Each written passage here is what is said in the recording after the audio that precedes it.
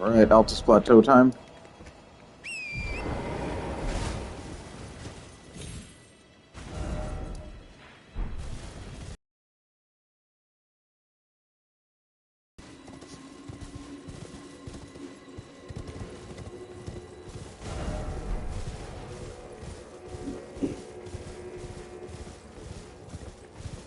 The first thing we're going to do is grab all the map pieces because the Altus Plateau is actually huge and we want to coordinate the way that we explore this place.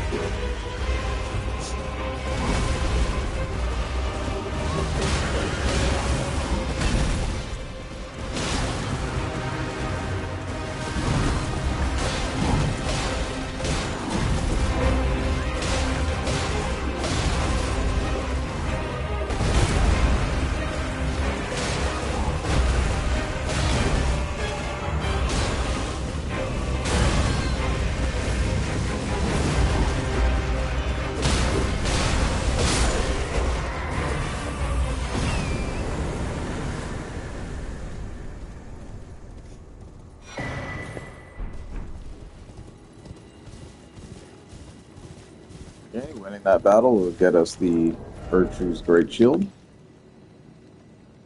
Golden Retaliation is a pretty cool spell.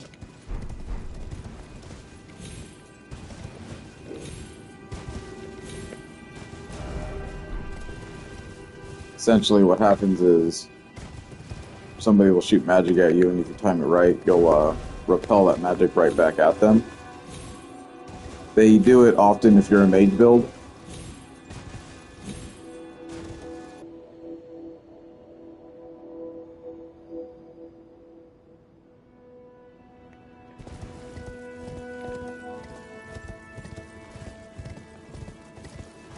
So if you didn't fight the one in Limgrave, I would go and practice on him because that's pretty much what the fight was. Just two of them this time.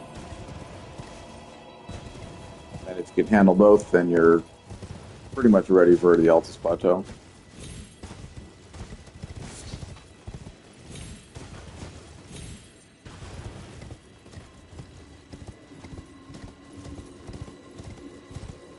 Run to the gates.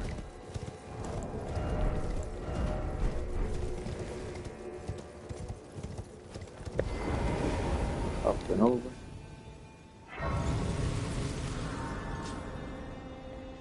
Take a nice little rest. Pick up 2 golden seeds. We are now at 5, meaning we can upgrade another flask.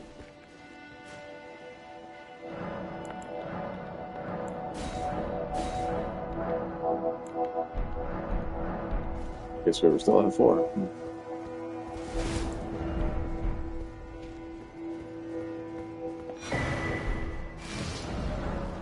Now we got another map.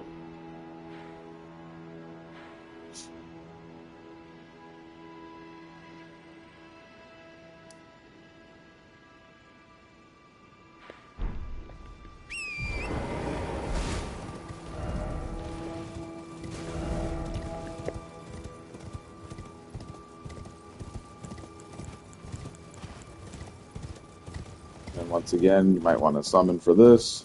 You're going to get ambushed by another boss enemy.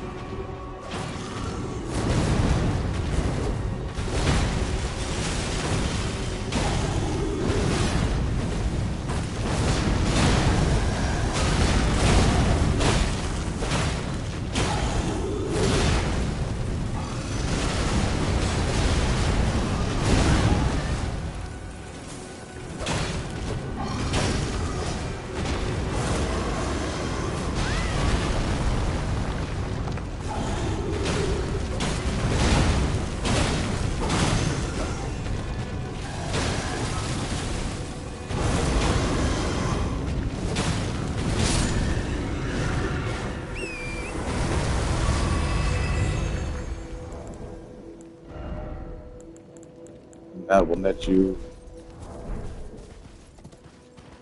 a couple of runes. Oh, we didn't get no runes. That's weird. And you get another one of the gargoyle weapons. So another very good one at that too. Strength weapon. Great axe.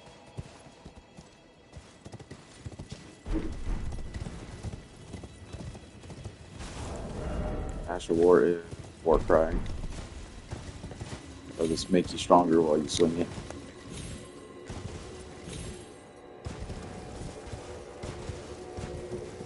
Just want to keep on continuing.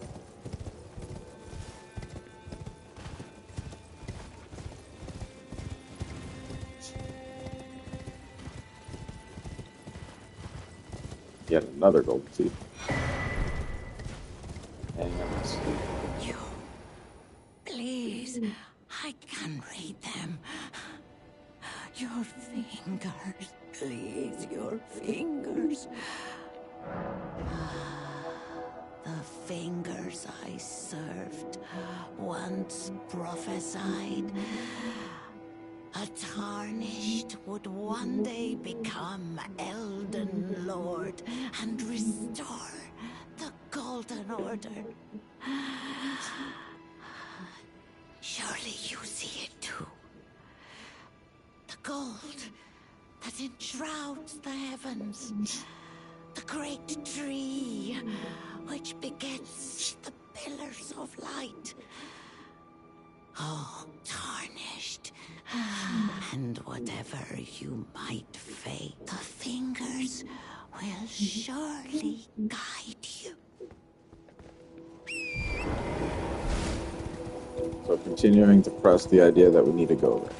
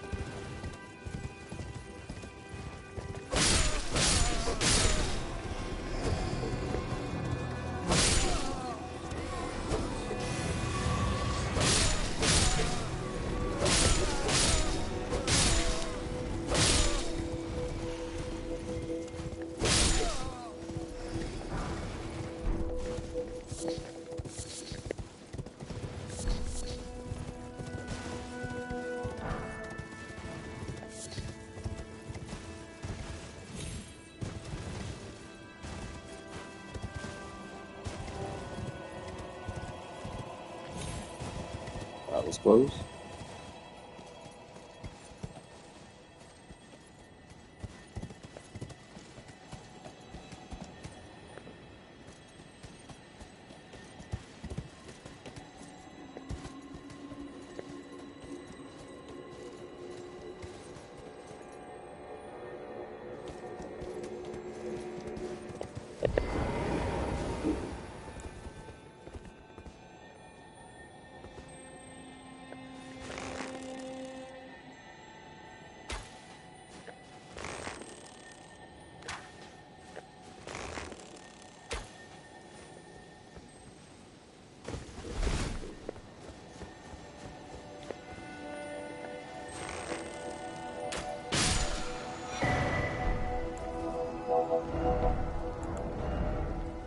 How golden parry can be worth considering.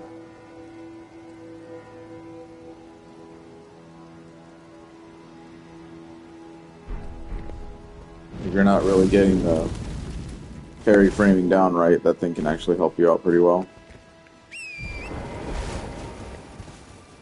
It would be well worth considering probably putting on our brass shield for sure, if you're trying to get those parries down.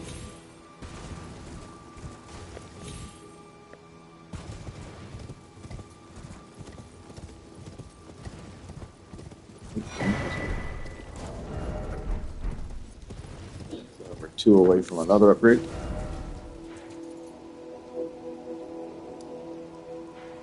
One thing I will suggest is going up to at least this shack right here, because this guy is a merchant that has a shield that we, not a shield, a torch that we need.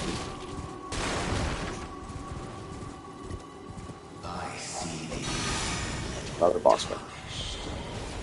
smoldering with that wretched flame.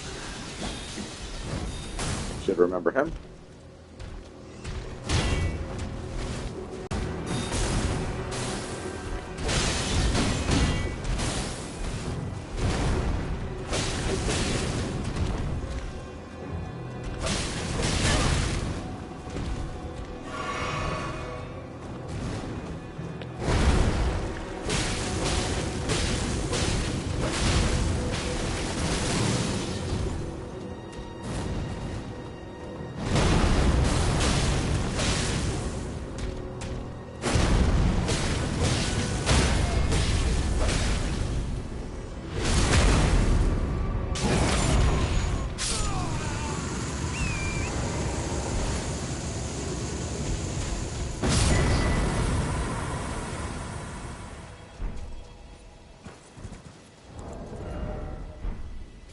Pretty much another form of mimicry going on there. Get you another Viridian Amber Medallion. So you can replace the one you have if you're using it. Give you a little bit more boost to your stamina.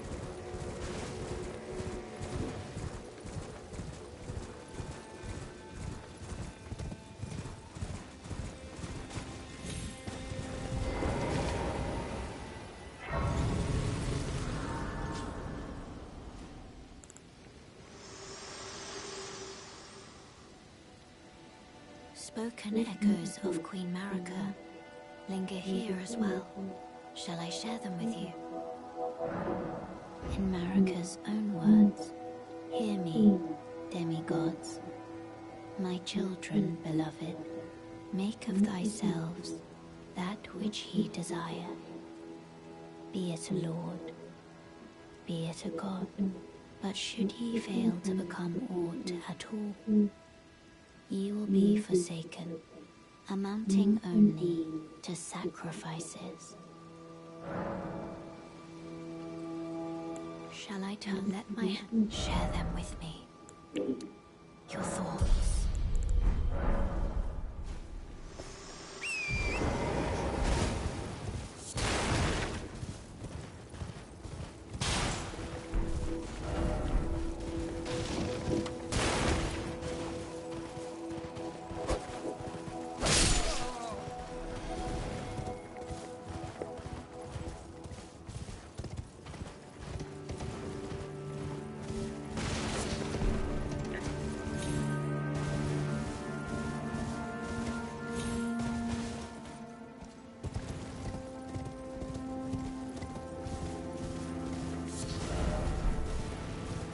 A lot of things we can do here.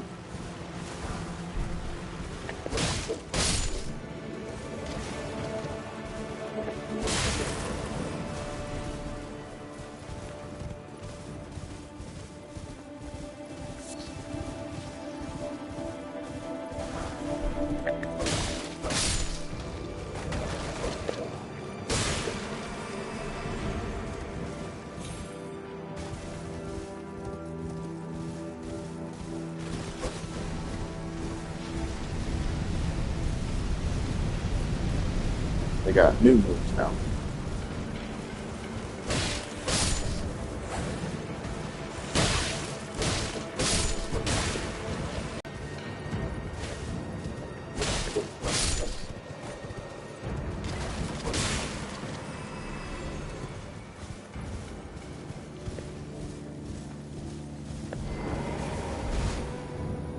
Is someone custom well?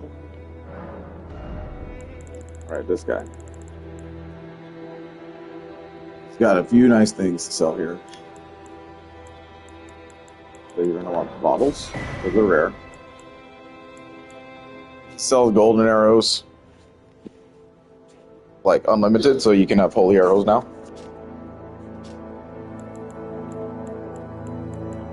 Great golden ones. So these are good for your bird tree bow, finally. Now you can make use of it. We want this torch. As if we look at it, something about the black knives, so it's kind of hinting at what we need that for.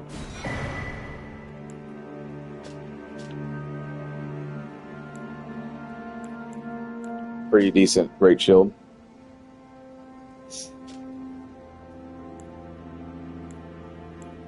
You get the profit set up if you didn't get it the first time around.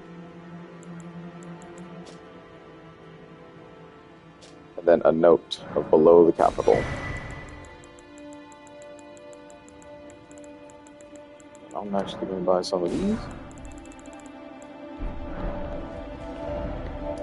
And I'll put a dude right here because he has stuff that I want to purchase every now and again. Let's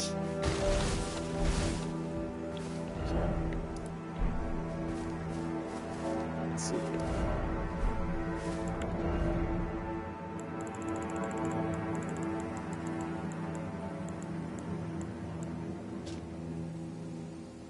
Below the royal city of Landale is a vast network of sewers. The well in the city below reaches its tunnels. So they're trying to press the idea of going down to those tunnels still.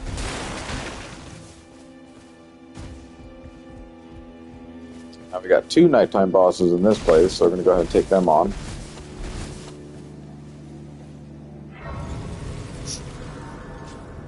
First one, we're going to stay with our setup.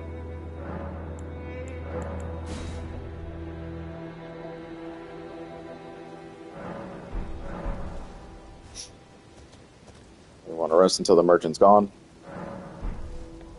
And yep, you guessed it. It's another one of these dudes.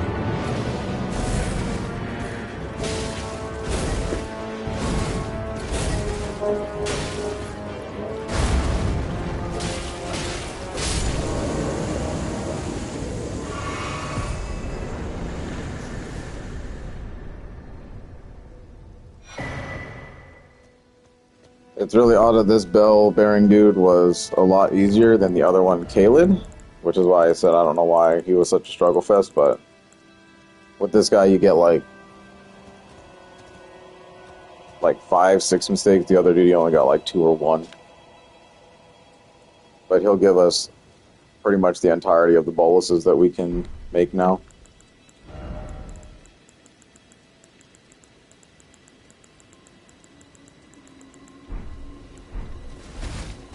So now you can buy that stuff from the merchants.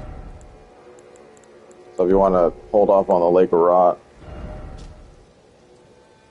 then there you go. Well, neutralizing, staunching thought process, stimulating. I don't think none of those are, yeah, preserving. Nope. So you won't be able to buy that one then.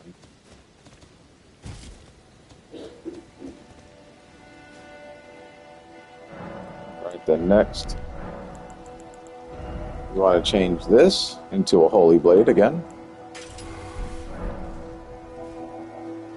Maintain the nighttime.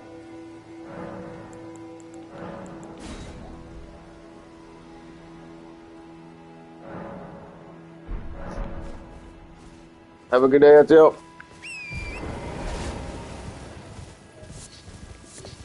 I said have a good day. You hear me?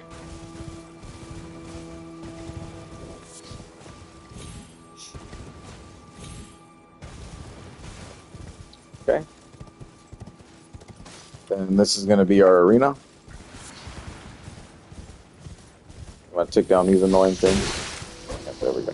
Already being annoying.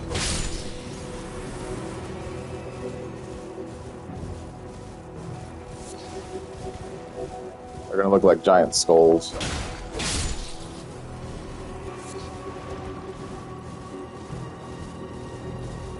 Should be coming down anytime soon. Oh, here we go. This is the place.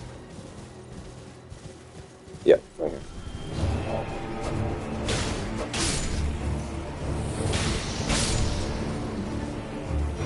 I'm going to grab the wing crystal tear.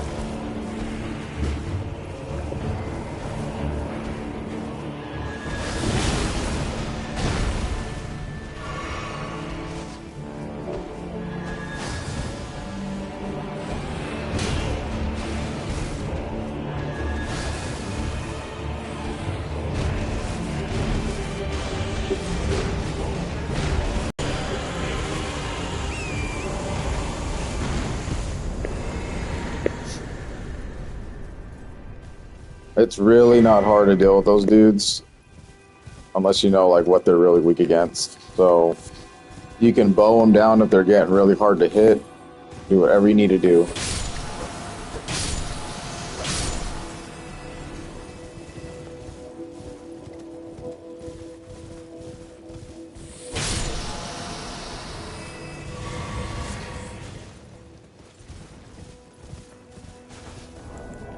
Then the reward for that fight was a twin kite shield.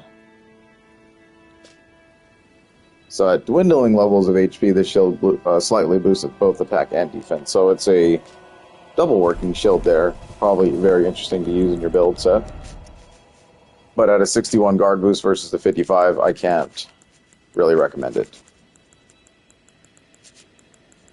Like, once again, the brass shield's still doing much more guard boosting than a lot of even the great shields itself.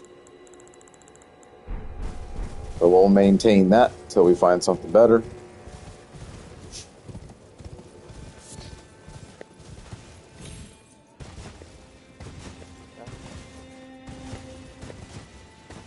Then we kind of peek down there, you can see there's another cauldron.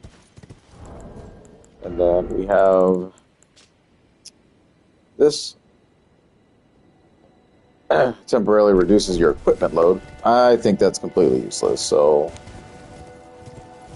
I'm not sure how long the effect really lasts, but knowing how the crystal tears work, I'm sure it's not long.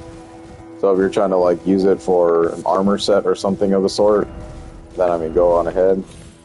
Maybe it'll last the entire duration of your life, I don't know.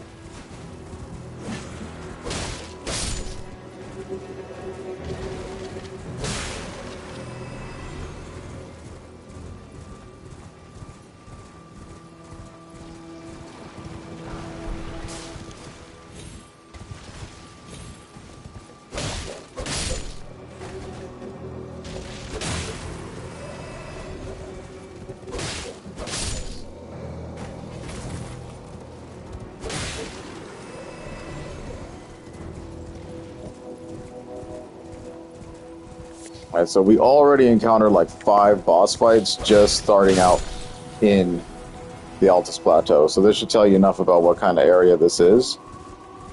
So they're really trying to challenge us right now. Even in the open world section. So we're not really running by things anymore at this point. We're really getting hit hard with all sorts of things.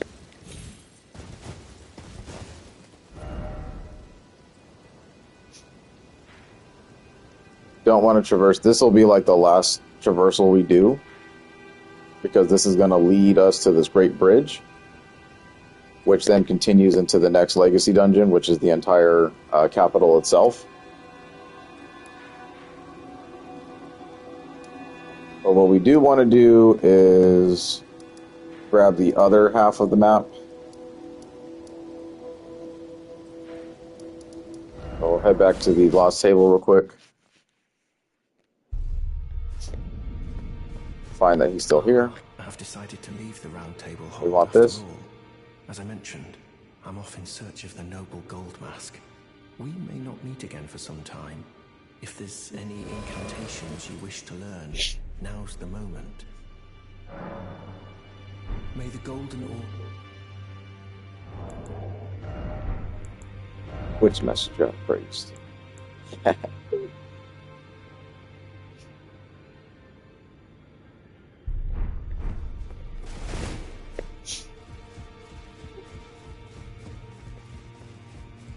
Journey to the capital. You may be.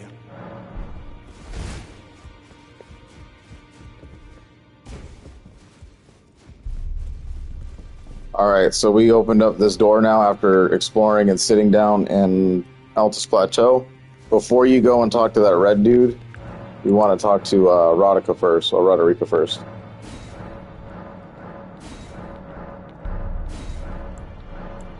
And you go ahead and just select those if you need it. Purchase whatever you might need here. Really nothing super essential though, in my opinion. We already got what we needed. If you want those stone sword keys, I mean, now's the time to probably start thinking about them, but you should have plenty to probably finish out the rest of the game. because there's not a whole lot of those imp statues anymore. You do want to progress up to the line, though, where he's going to leave the round table hold, because that's important for his quest line.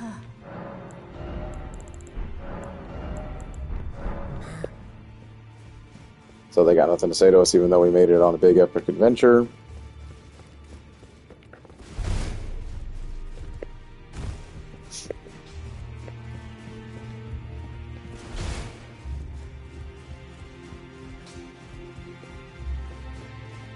And this act reminds me. Then I guess we can open this up finally. I mean, I'm gonna always run by it, so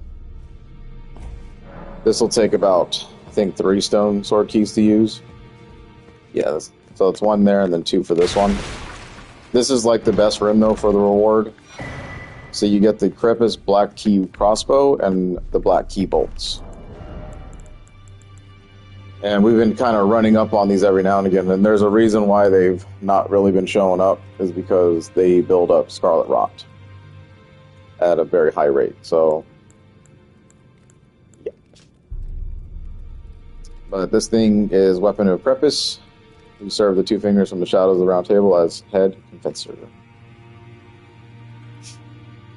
So one of the longest ranged bow or crossbows in the game.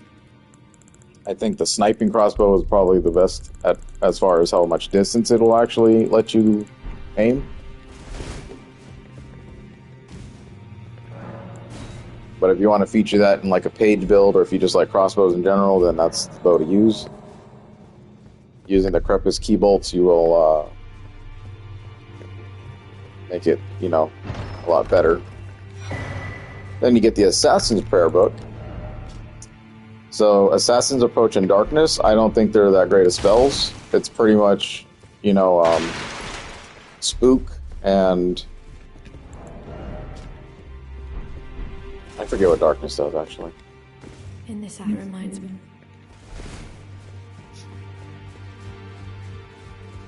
But another prayer book, just in case you want it. It's not really required for trophy or anything, because you don't need all the spells and all the weapons. You just need the legendary versions of everything.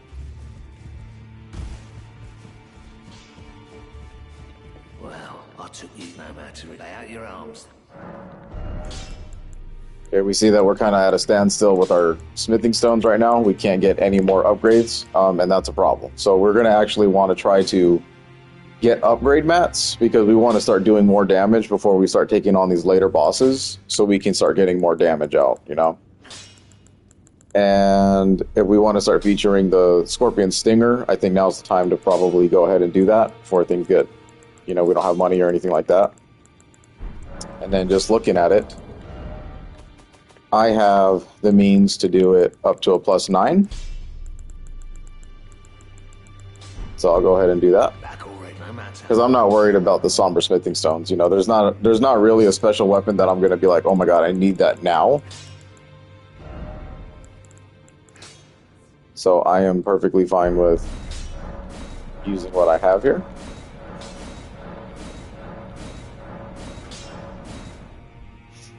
Then you see that we need a Somber Ancient Dragon Smithing Stone. So they're different named for the max upgrade you can get. And of course we have our Lion's Great Bow. Not really using it just quite as much as I want to.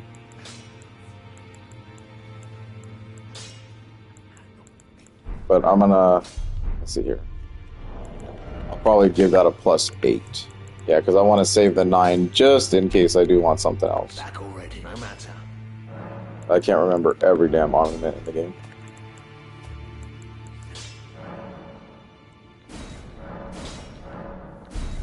Okay. And then you'll still have all these, so you can still make one more decision if you want a special weapon to kind of be in your arsenal.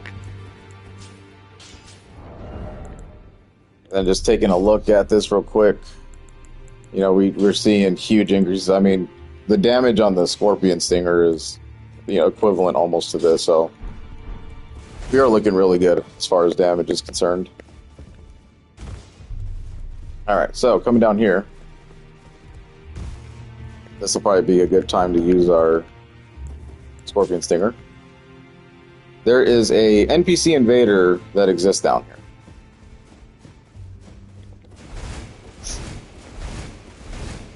We want to get this out of the way before we traverse more of Leyendale and stuff like that. So he'll give us a gesture, and then so begins the battle. His gimmick is Frostbite and bleed buildup.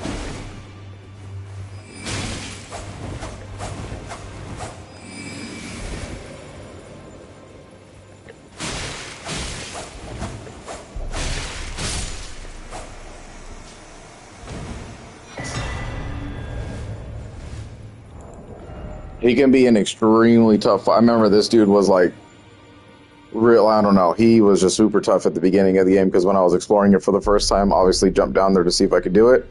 And he comes out.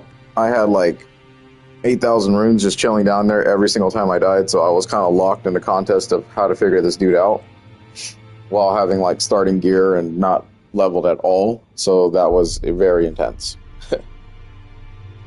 So this is an item used for online play. It lures invaders. This allows your world to be invaded without any Feldfinger cooperators present, and it also shortens the interval between windows of opportunity for invasion. Okay. So if you're into that, go ahead and use that item, and then you'll just have invaders that are just lured to your matchmaking. And yeah, you'll fight them.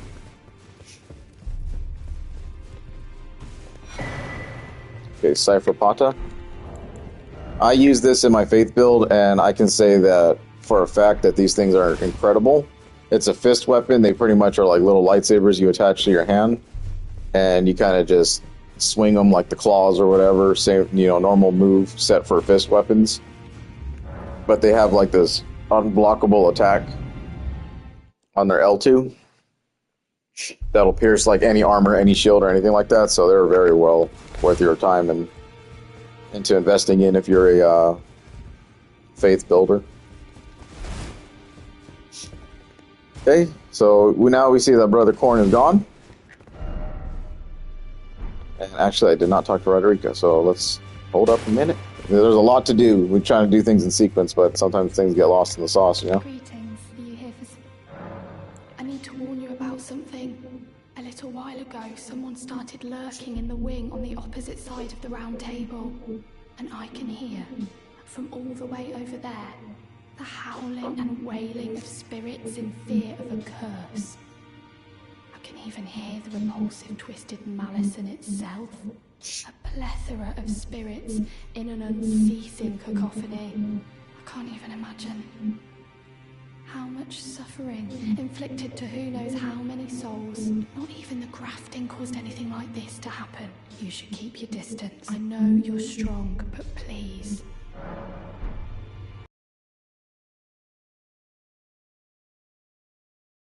Pass a howling and you should keep your... I know you... Okay. So she's alluding to what we just saw over here.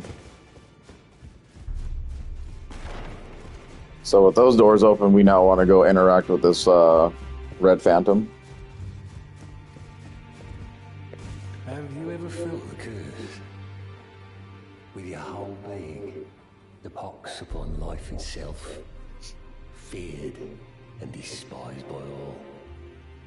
The reviled blessing. Apparently not. You are but a lamb. A stranger to defilement, ignorant of your own ignorance. You no longer interest me. I've been long without peace. Don't spoil my quietude. I asked you not to disturb me. Be thankful of the whole serenity. It is all that keeps your death and defilement at bay. I asked you thankful it is all. Okay. So, interacting with him, you are going to initiate the Dung Eater's questline, which is another mending rune that you can obtain in Elden Ring in order to achieve another Elden Lord ending.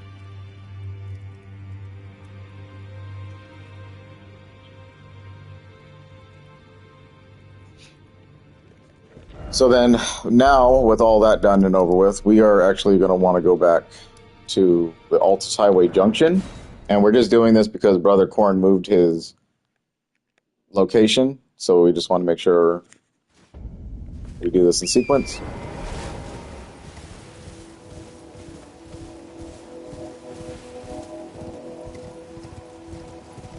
And we are going to find this man all the way over here. Chop down these guys.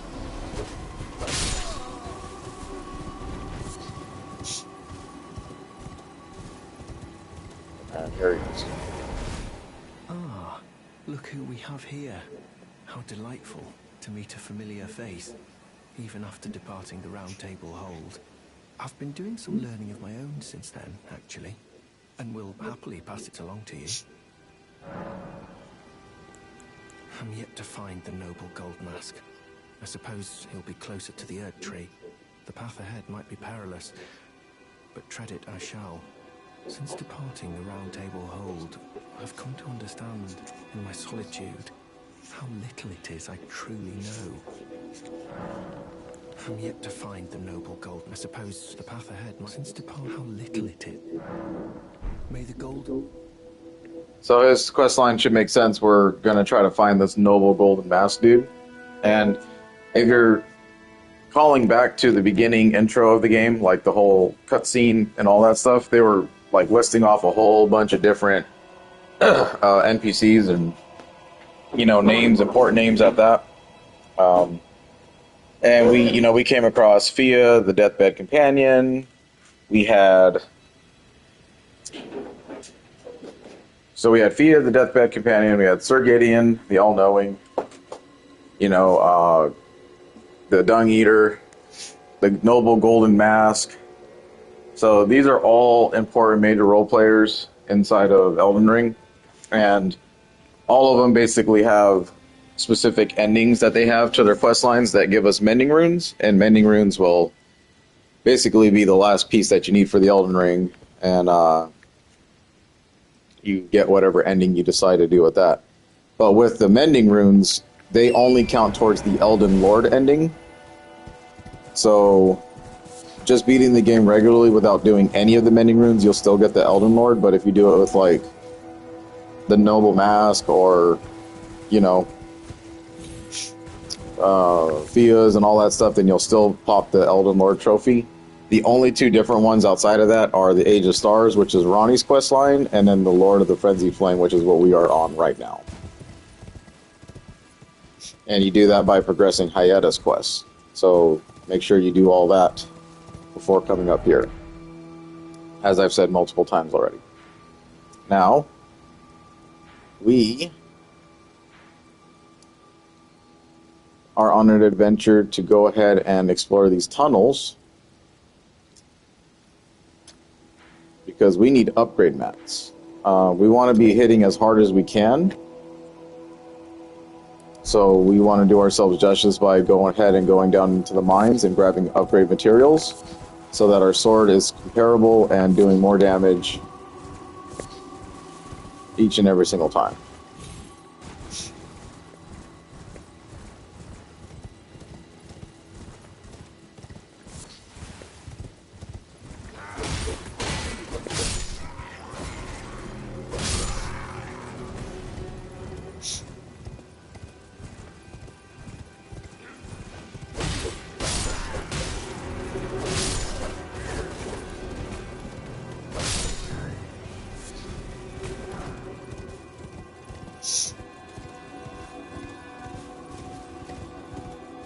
Get another finger reader. You're... Oh, bless you.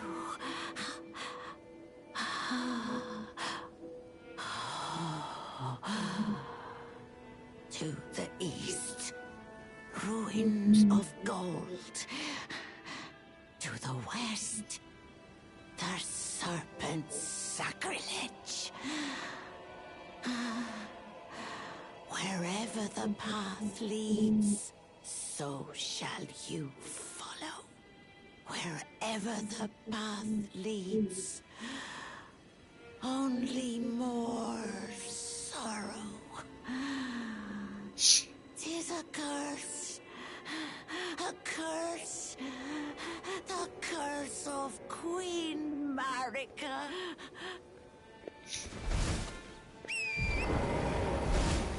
Okay. We got another merchant.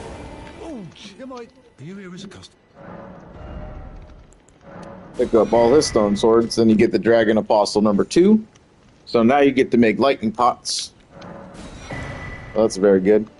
Arrows, you get lightning bolts if you want some kind of electricity. This will be your best form of electricity weaponry for now. So he'll sell these in unlimited amounts, but you're limited only to a crossbow. Get the red crest heater shield, so they got a bunch of these. It's a great shield. I don't think this one. High damage negation and guard capacity, making any attacks easy to repel. Yeah, okay. Alright, so we got 2 new notes now. And if you want like a special surcoat, if you're not really liking the other ones, then you can get this one and be like a different set of dude, I guess. I'm afraid. Yeah, sure. Alright. So, only Rosas' light can give them form. Nothing can touch the shades of the imps in the hero's graveyard. We'll get to that when we get to that. Some assassins cannot be seen with the naked eye. It seems the Erdtree sentries once carried torches that could cast light on these prowlers, okay? So that's our hint at needing the torch that we grabbed earlier.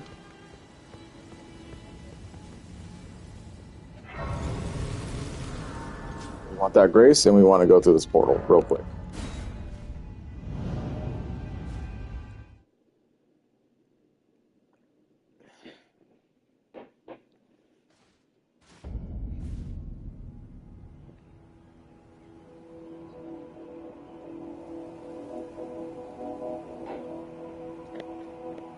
We come to this portal because at the end of this bridge is someone important.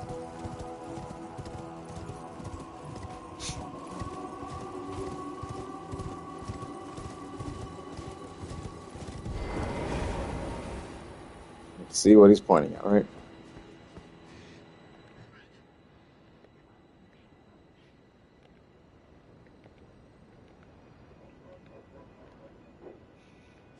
So just go ahead and identify his location.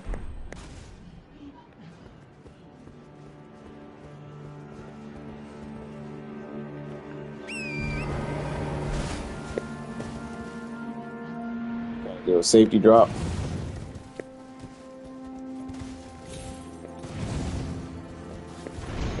So you'll see there's a couple of new things down here.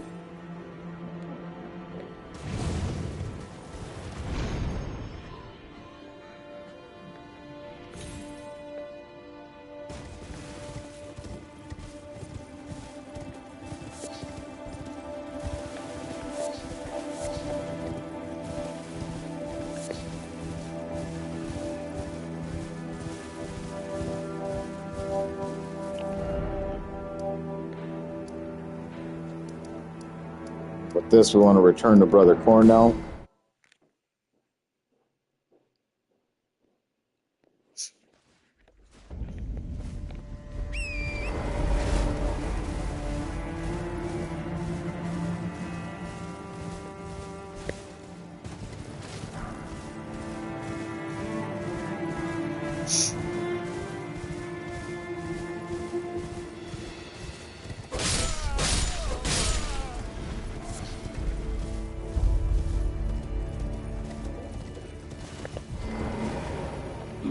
Well then. Do you sport with me? From your description, it can be no other than the Gold Mask himself. Of course, I knew he would be close by. Bless the Golden Order and its benevolent rays. Look at this Hall of And to Fame. you too. My sincere Fastest to thanks. ever reach it. Quicker than Larry Bird did. Holy Jokic. May the Golden... Alright. Now then, here's the back and forth event. You want to go back to this bridge.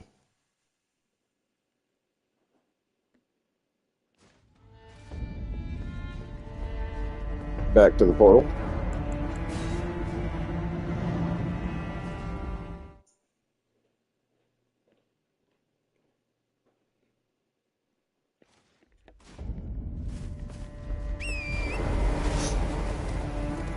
Rushed out to the edge to find that Brother Corn has united with the Golden Mask.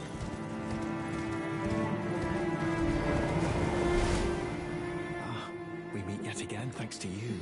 I have become acquainted with the noble Gold Mask himself, and taken my place by his side, as you can see. Have no fear. I will still teach you incantation. Disturb the great master's cogitation. The master is always deep in contemplation, while I frantically attempt to record his wisdom, the movement of his finger. And though I am yet to comprehend even the daintiest morsel of his wisdom, I know that this is my life's calling.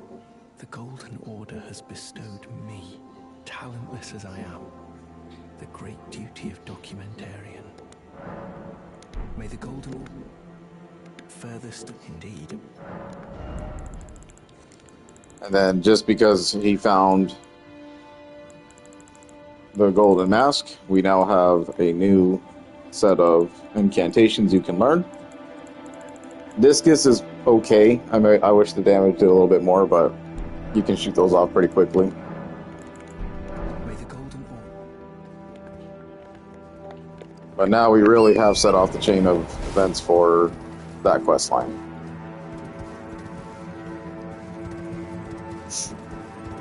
Golden Mask is kind of obscure, just like everyone else's.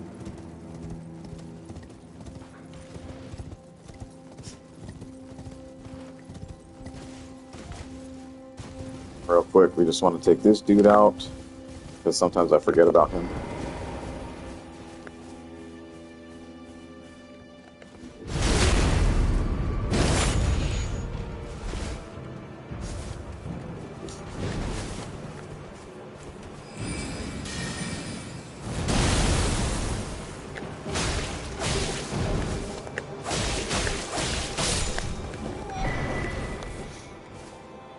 To get the Battle Mage set, robe.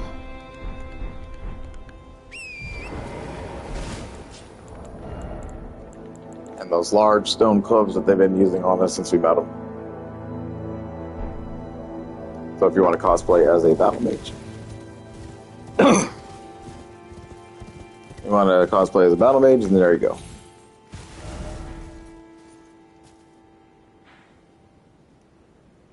Yoke.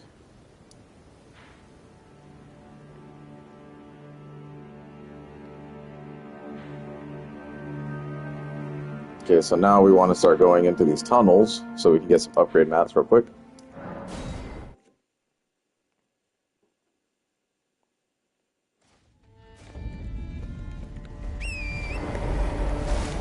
Just kind of fall.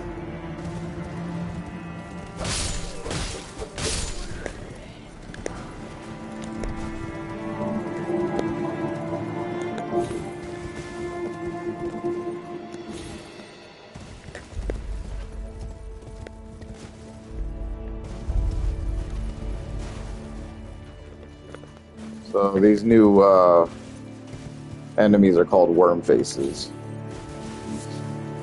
They produce death blight, which is pretty bad.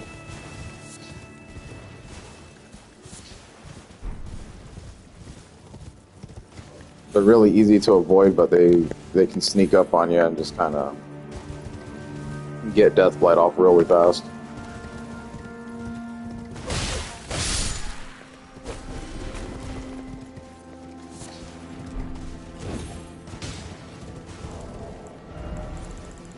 So we can make lightning pots. So all this requires just mushrooms and the Fergal blooms, which if you mark down where the lightning flower locations are, then you can make a bunch of those. Having lightning pots on hand would not be a bad idea.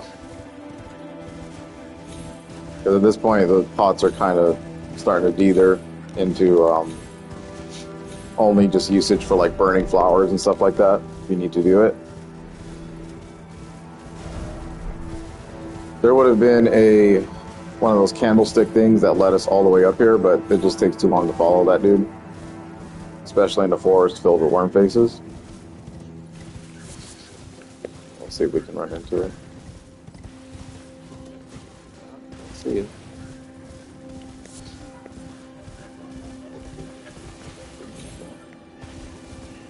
That's somewhere out here. But he'll take his time just walking through all this crap, and that's just, no.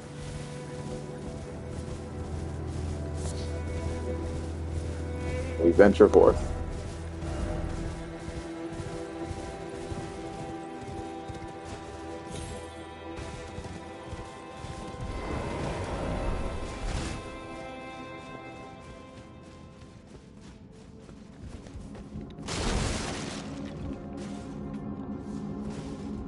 As I always recommend, make sure you check the sides.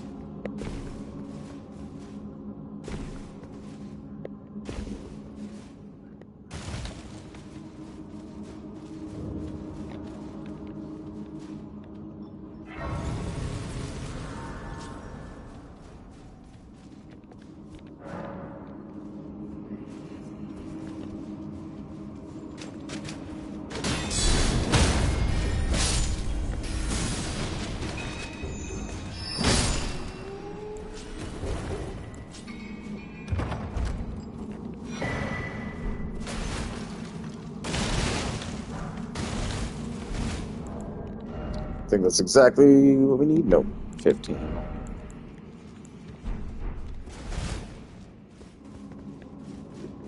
But we need Sombers, or smithing 6s now.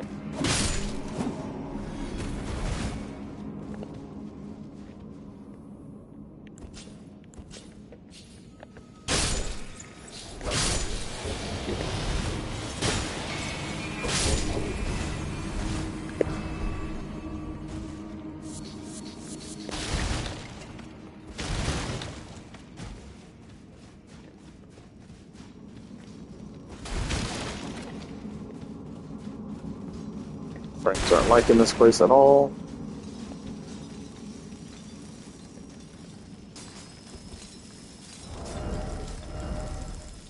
Get some HP back.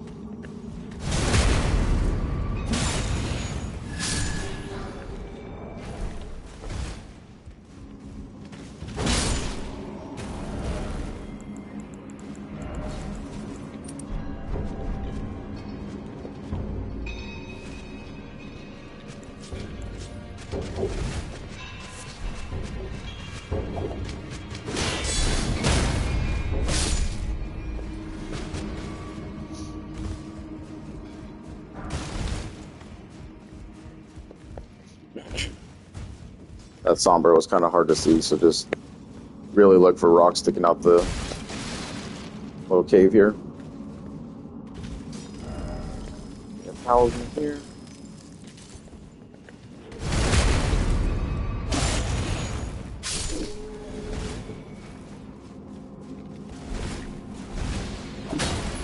I think we get, yep, there it is.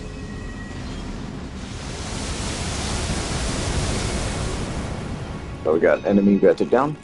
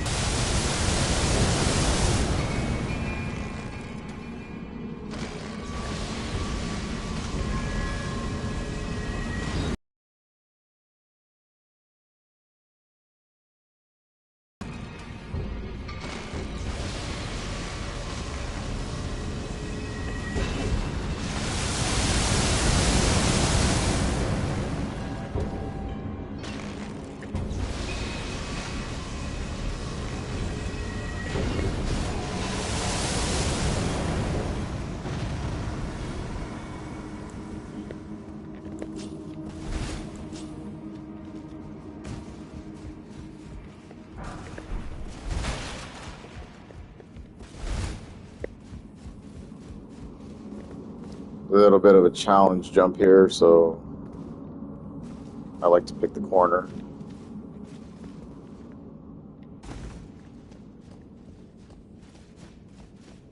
Just run up, hop over, and get the Arsenal Charm number 1. So meeting Nepheli at Stormvale gave us this one after the completion of killing Godric, and then you get the +1 charm. So you're trying to wear beefy armor, that is Howl's Ring, essentially, in this game. Then fall.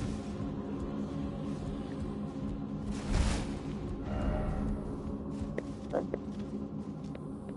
Now there's a little bit of a down right here.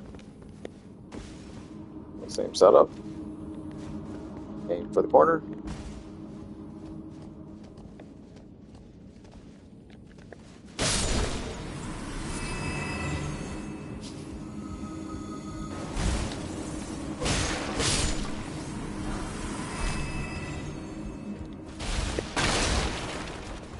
And if you think that was worth it, then go ahead and jump for it.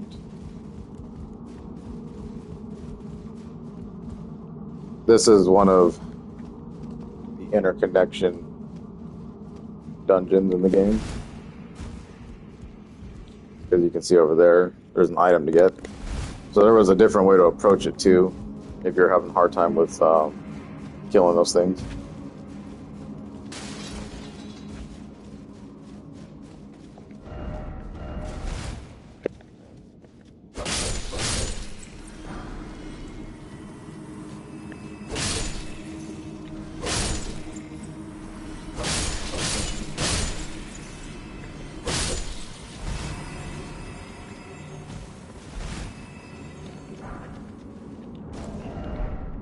And if you had a hard time getting your weapon up to +15, this is the best place to get +5 stones. But we used a bunch of them to already get both of our weapons up to +15 or over. So you should have just enough to get at least 2 weapons there. Then you kind of peek through the door, you can see that there's more of those Crystallian people. So you want to change to your weapon. And get your summon ready.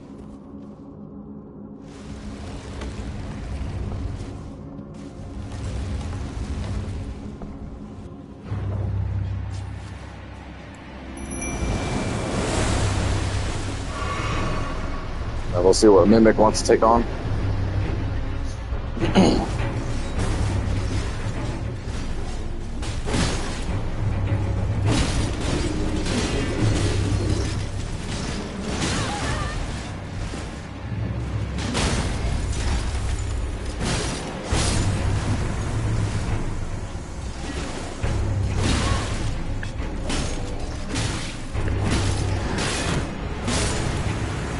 Good job.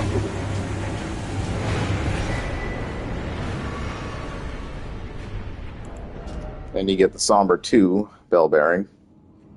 So you get 3-4 Ancrack crystals for unlimited sale now.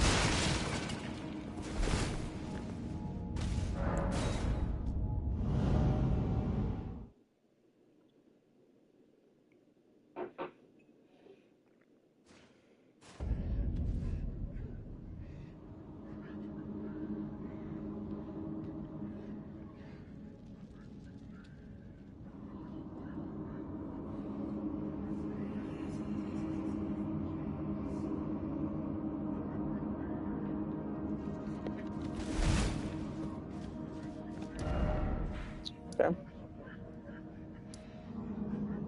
Kind of just want to pop over here.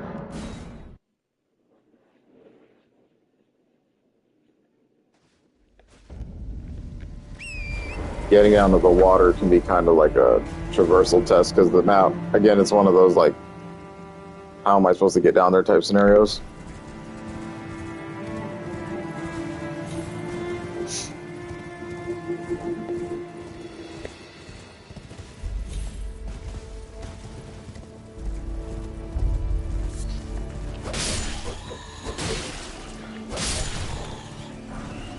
Couple bats. See the troll. That dude with a little treasure box has pretty much a good rune in it.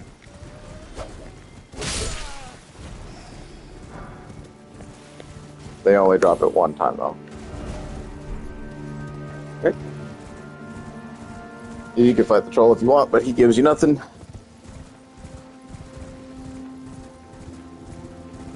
I think they're quite boring.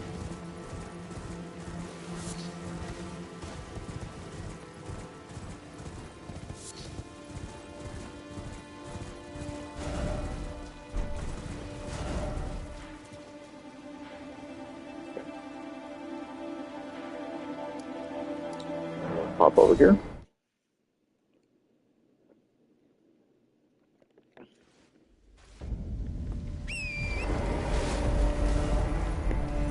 I just want to take aim for the water.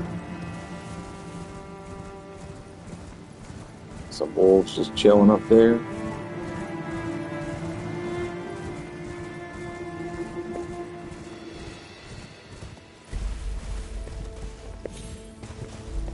See, this is the down path. Not really easy to see on the map, so you have to really kind of figure out how to get down here.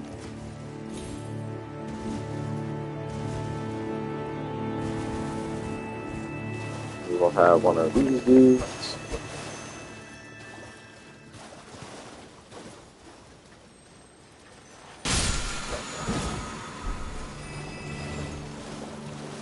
Now, Prayerful Strike is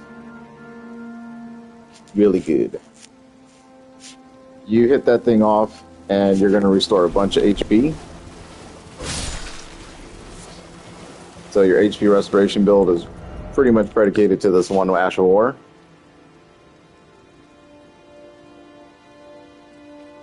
And could be very well suited for our hammer going forward.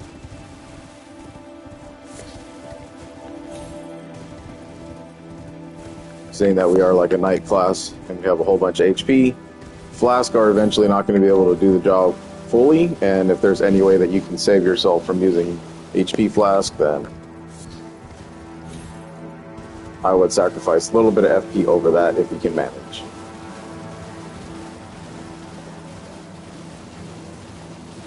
So Wild Strikes has probably seen its days.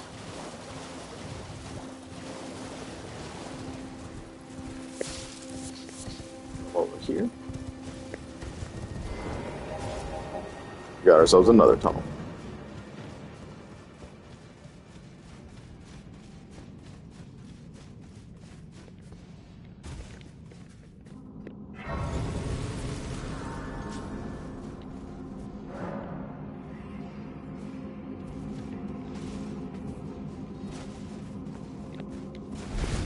Hidden walls.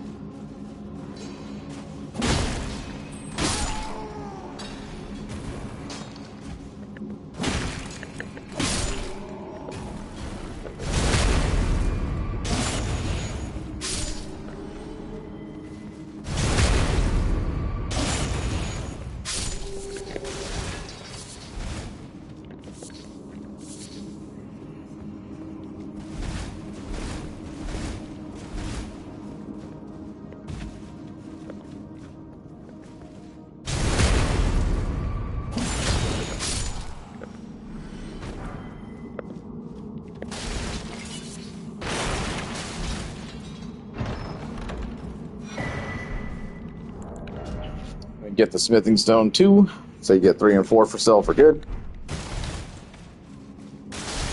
So you can have at minimum a plus 12 forever.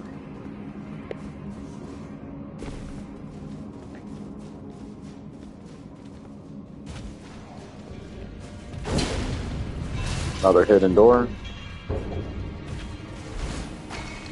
I'm actually wondering where they were at.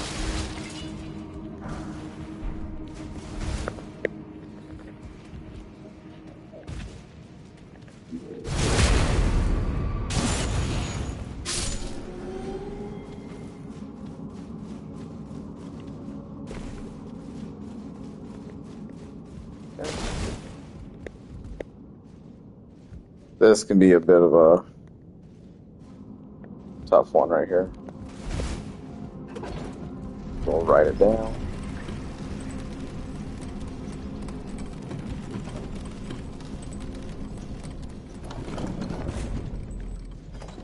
Okay. Make sure there's nothing to grab. And there is. Okay. You're gonna have to. This is a little bit difficult.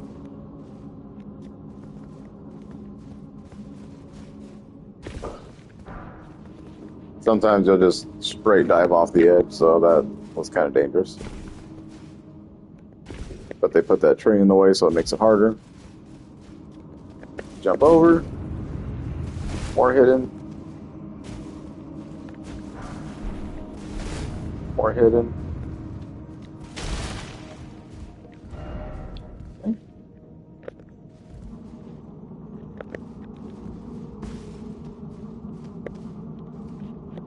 Over here we have some vulgar militia guys. Just want to get down here and fight them.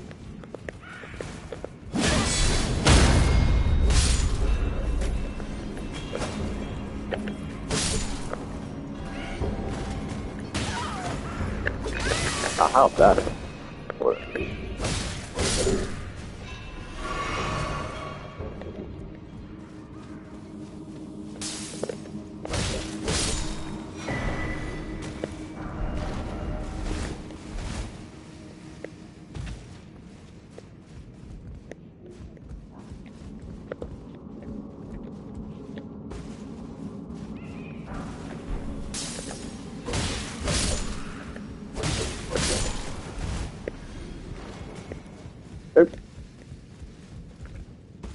Then before you traverse through there, you want to jump down, identify you need a statue. Then we have an enemy down here that'll break that for us, and there it is. We'll go ahead and piss this thing off real quick.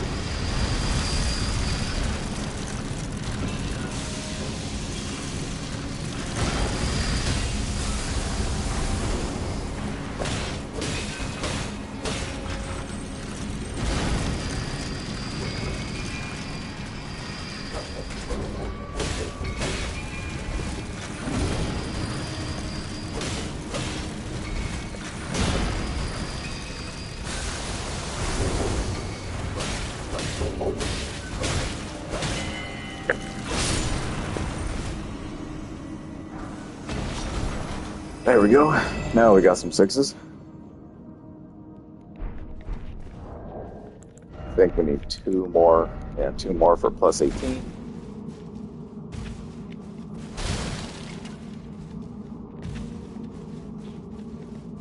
So those are worth your time to go get.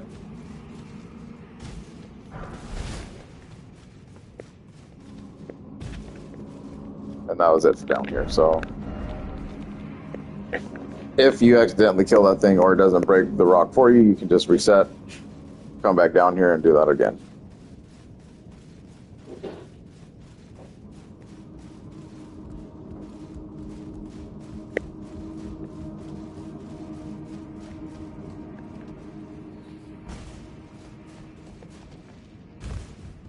Jump over. Okay. Stake America.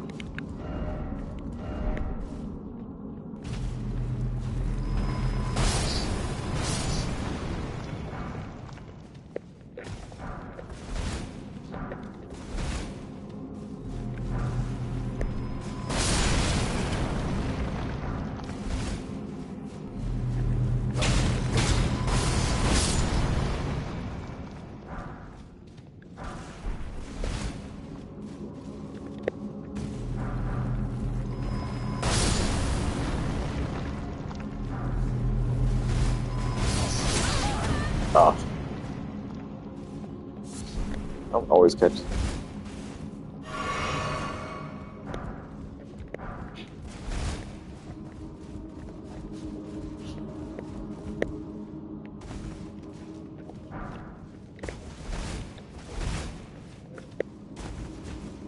Okay.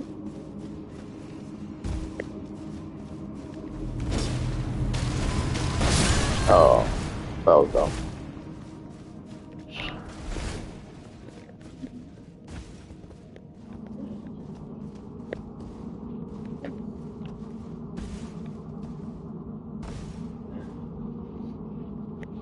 A little bit of a choice here you gotta make.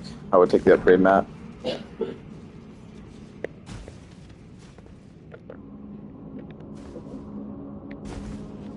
Get a good jump. A lot of lightning grease, so you want those for sure. Okay. And you kind of look down. See there's a platform, take it. Look down, safe drop, go. Big guys. Boom, boom.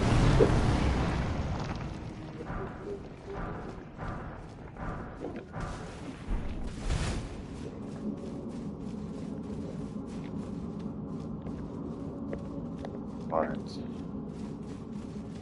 And then this will be a boss door, so wrap up.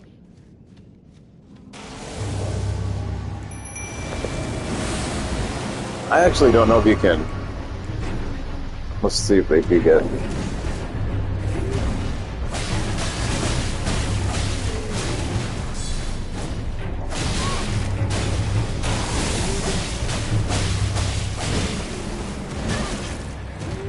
Yep, you can Scarlet Rock then.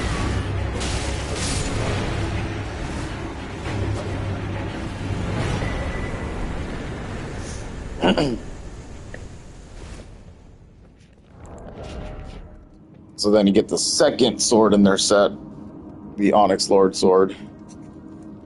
Thrust the armament into the ground to create a gravity well, in addition to dealing damage, the attack sends enemies flying away. Don't end there, come over here. And you want to keep this tower in mind.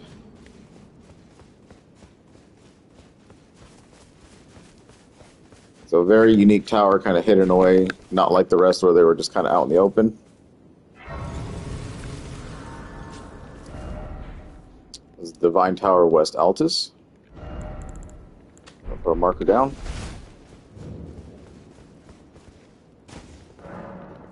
And you can't get in there because we haven't defeated the demigod that unlocks the tower.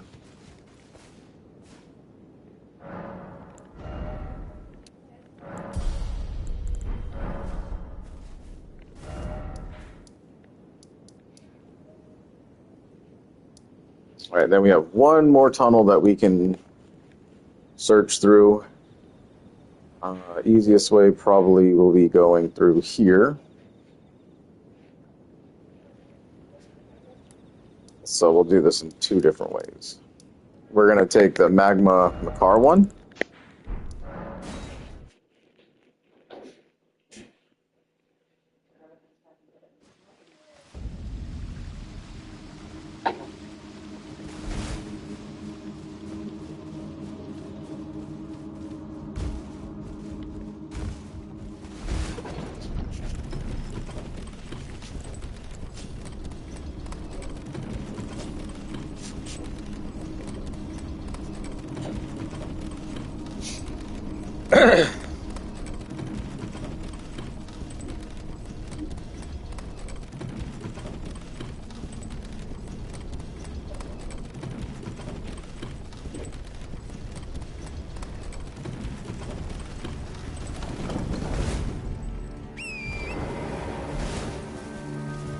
Then seeing that we could have came to the Altus Plateau a long time ago, like from the Arnia.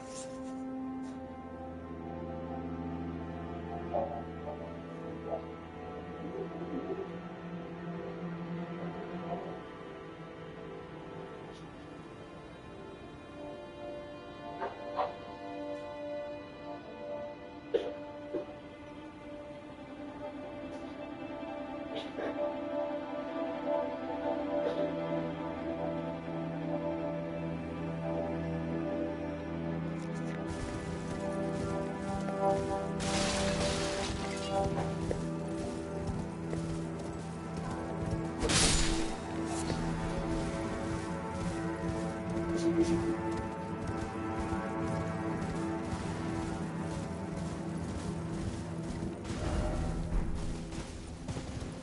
want to go ahead and go here?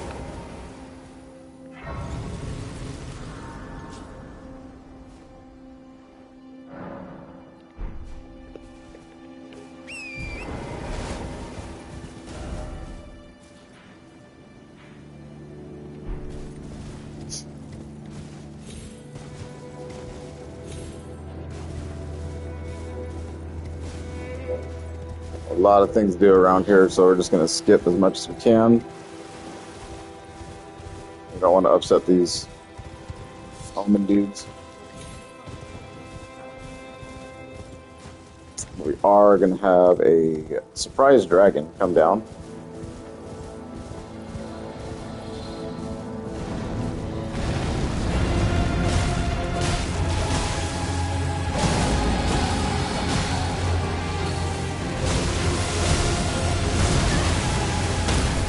Oh boy.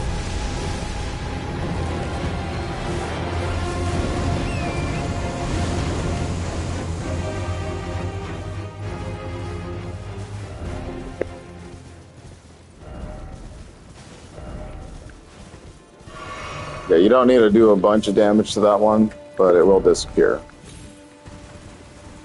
So you can bet it that we will refight that enemy.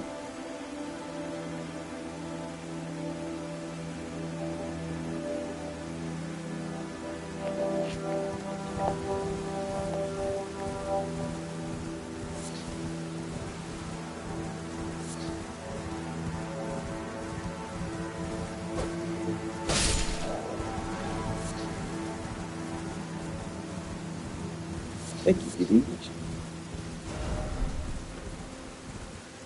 Then come over here.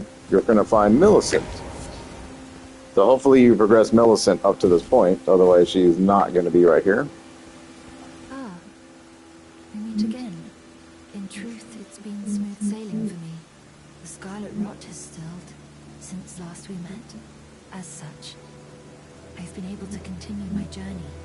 Though rather vexingly, I realized that if I still had my sword arm, I could have aided you in battle. Now I'm tracing the path Melania took, after unleashing the power of the Scarlet Rot during her battle with General Radahn in the Caelid Wilds. I should like to meet her. This vanished woman. I think she's in the north, in the lands that lie beyond the Erd Tree.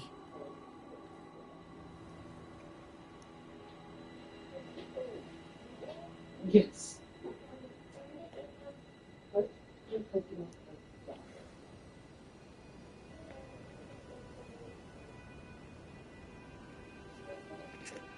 Now, she's passed into the lands that lie beyond the Erd Tree.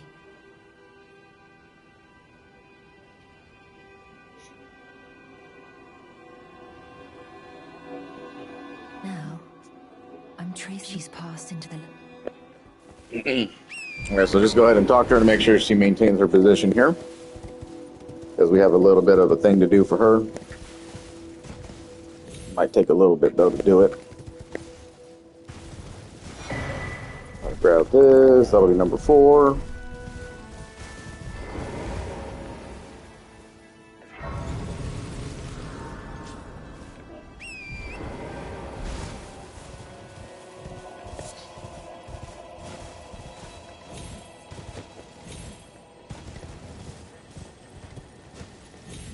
Then, depending on how we did this...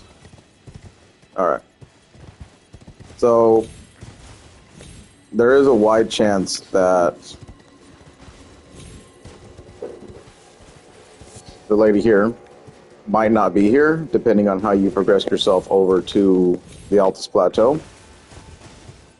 And I think it has to do with if you meet her in Liurnia, you give Raya back her necklace, and then you defeat Makar, and then you sit at that rest point by the graveyard, or like little train wagons, whatever they were. then her deal, she ends up like getting transported back to where she was originally supposed to be at. So if you followed along, you should see her here the whole way. Bye guys, have a good day.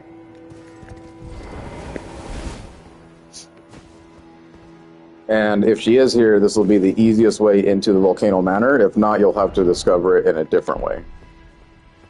I've been waiting for you. I knew you had the stuff of... I hereby invite you to the Volcano Manor. Take my hand and have audience with my mistress. Give me your hand. I will pray that you follow the same path as Lady Tanith. Lady Tanith.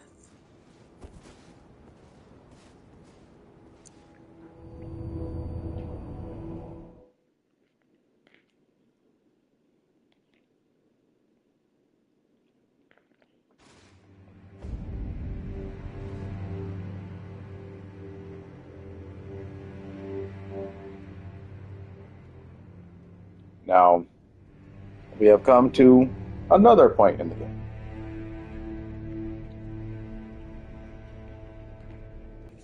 This one being the Volcano Manor.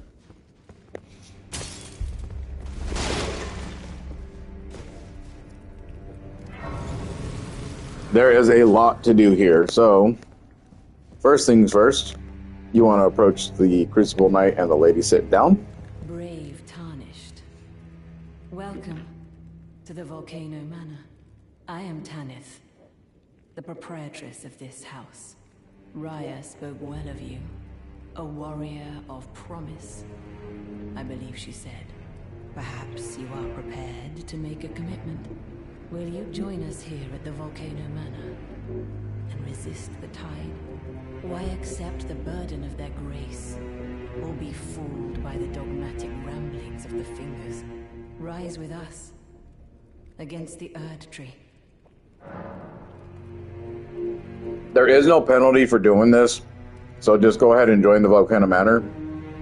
All they are just like a huge set of quest lines and whatnot. Interesting. Your decision is most welcome. Now you belong to the Volcano Manor family. The drawing room lies down the hall. Make yourself comfortable, but be sure to earn your keep.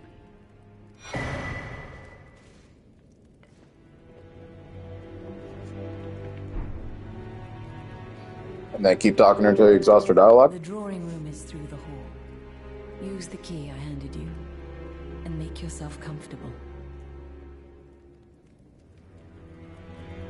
The drawing room is through the hall. Use the key I handed you, and make yourself comfortable.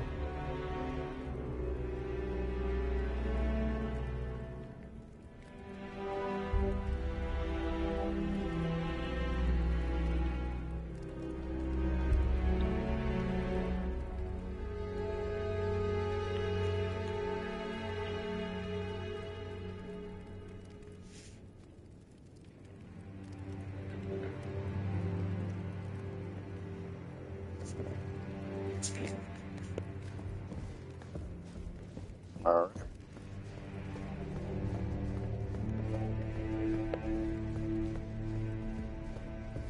I would keep this spot in mind right here.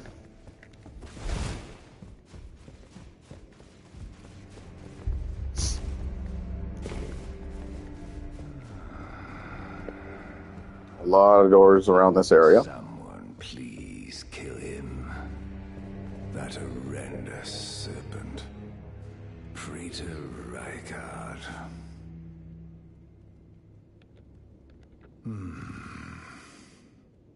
You're tarnished. Here to put the demigods to the sword. Then please, kill the great serpent. The one that devoured Praetor Rykard. I left the serpent slaying spear in the Lord's chamber. Worthy Tarnished. Brandish the spear and run him through. The great serpent. That unspeakable monstrosity.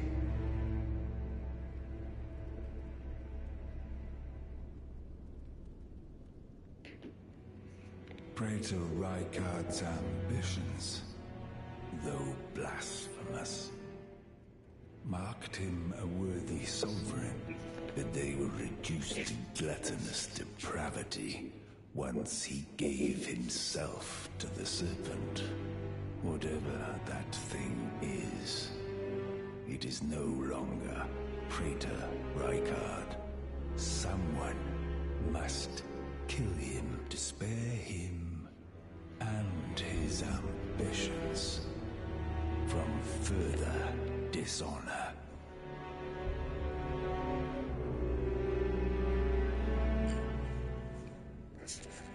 Now, what I'm going to say about... Worthy tarnished, I left the serpent-slaying spear in the Lord's chamber. It is the only thing that can kill that horror. Run it through. The great serpent, that unspeakable monstrosity. Worthy it is the run. So almost every Souls game features something like this, where there's going to be a weapon that's kind of like a gimmick play. Dark Souls 3, once we get to it, you'll see that it's for one of the Lords of Cinder. And if you play Demon Souls, it's another one of the world bosses. So you'll get a weapon that's kind of associated with defeating it, making it a lot easier than just kind of doing your own thing. It's not impossible to do your own thing, but they are giving you a way to kind of, make the battle much easier for yourself. So what I do suggest at this point is, if you're going to do any of the Volcano Manor stuff, you do at least want to keep your Somber Smithing Stones up to a +9, so you can make that battle just that much easier for yourself. And once we actually fight this place, then you'll know exactly what I'm talking about. But yeah, I would just have +9 available. I would never +10 this weapon, because you don't get... There's a certain amount of the ancient Somber Smithing Stones that you get in the game on the first playthrough. So we don't want to waste it on a weapon we'll probably never ever use again. Now, Lady Tanith gave us this. So there's a series of doors throughout the manor. Some of them we are not going to be able to unlock right out the gate. We actually have to go on like this giant exploration hunt for these things. The Volcano Manor can basically be considered another legacy dungeon in its totality. So we just want to open up some of the doors that we can. And then we have found Dialos. So you want to go ahead and talk to him. It's you, is it? Well, nice to see you again. So you've been invited as well, I see. Then we're comrades in arms henceforth. You watch my back.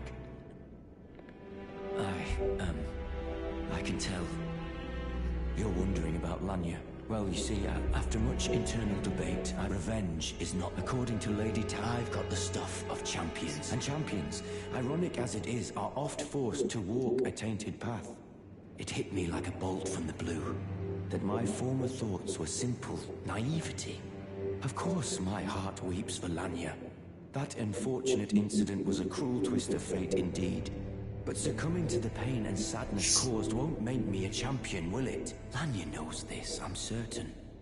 Fate has laid hard roads for us both, but such is true of any road trod by champions. I always resented these hands, their pale complexion, a far cry from any warriors. The shame of House Hoslow, but that won't be the case for long. They'll be darkened by grit once I've set out on the path of champions. The tale of House Hoslow is told in blood, after all. I always resent a pale, but that won't be. They'll be dark. The tale of... Okay, so then you just want to talk to him and get that progressed a little bit. And then talk to this guy. You. What in heaven's name are you doing here? The Volcano Manor is a pit of recusants who spit at grace and hunt our own kind. I hope you understand the weight of my words. Well, as long as you understand what you're saying. I thought you were tarnished, bred by virtue. Perhaps you walk is blasphemy and leads only to a miserable death. Before you consider hunting any of your own kind, Think on that. This blasphemous path leads on before you consider. Okay. So he'll reveal who he is in a little bit, but it's obviously trying to make it sound like if you do this, you're like turning your back on the round table hold and stuff like that. Now, I would have probably liked to have seen something of the sort like that, but you really don't worry about any of this dialogue. You don't mess anything up with the round table. So just do the Volcano Manor stuff. A lot of the hunts that we go on are NPCs that you would otherwise never even meet. So it's completely 100% safe to do this in any playthrough. Now, if you have some kind of like virtuism or you don't want to do that kind of thing, then I mean, this quest line might not be for you, and I would just avoid the Volcano Matter entirety. It is not required, but you do net another great rune, more legacy dungeon stuff, and you know, some stuff like that. Then on the table, we're going to go ahead and pick up this letter and the recusant's finger. Okay, so as a recusant, attempt to invade another world. If successful, you will arrive as an invader, a recusant, with the objective of defeating the host of fingers. Pretty much another form of being a red, or, you know, being, you know what I mean? So now you're, instead of being an invader, you're a recusant. It's just the thing, you know, it's like a covenant type thing. Okay, a written request from Volcano Manor disclosing the name of a tarnished to be hunted, Old Knight Esteban. He can be found in Limgrave. Find the red mark on your map for the exact location. So now you're on this giant quest chain to hunt down other tarnished throughout the world. If we remember who Knight Esteban is, he was the one who helped us out way, way back down here in Limgrave when we went to explore the coastal cave. So now we are kind of just hunting down these tarnished that we have only seen through summoning and nothing else. But you'll find him right here. He can be a bit of a tough battle. But we'll go ahead and talk to Lady. Hello again, brave Tarnished. As a scout, I am pleased to see you again here at the Volcano Manor, under Lady Tanith's guidance. May you tread the path of valor. Brave Tarnished, under Lady Tanith's guidance. Brave under Lady...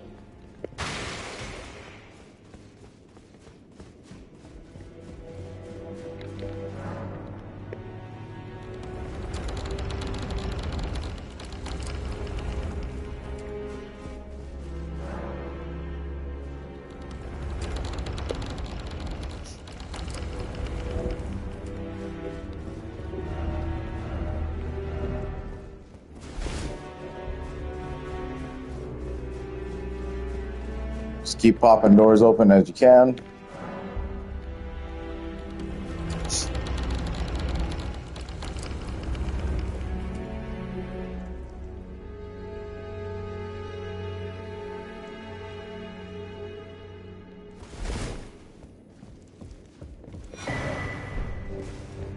Keep this room in mind because this is a secret path.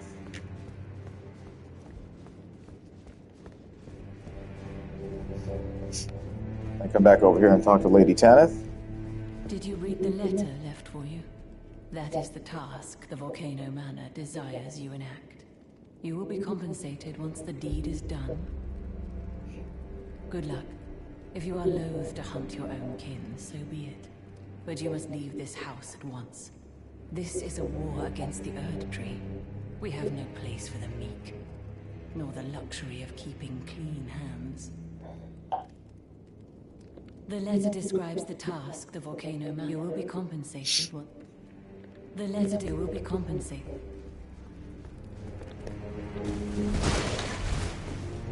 Okay. Then I would just sit at the grace to kind of reset the rooms.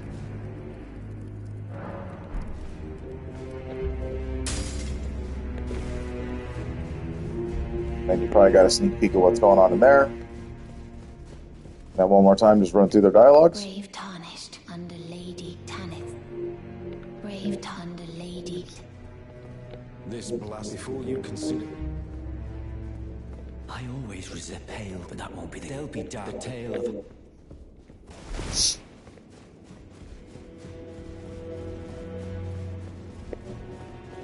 Okay.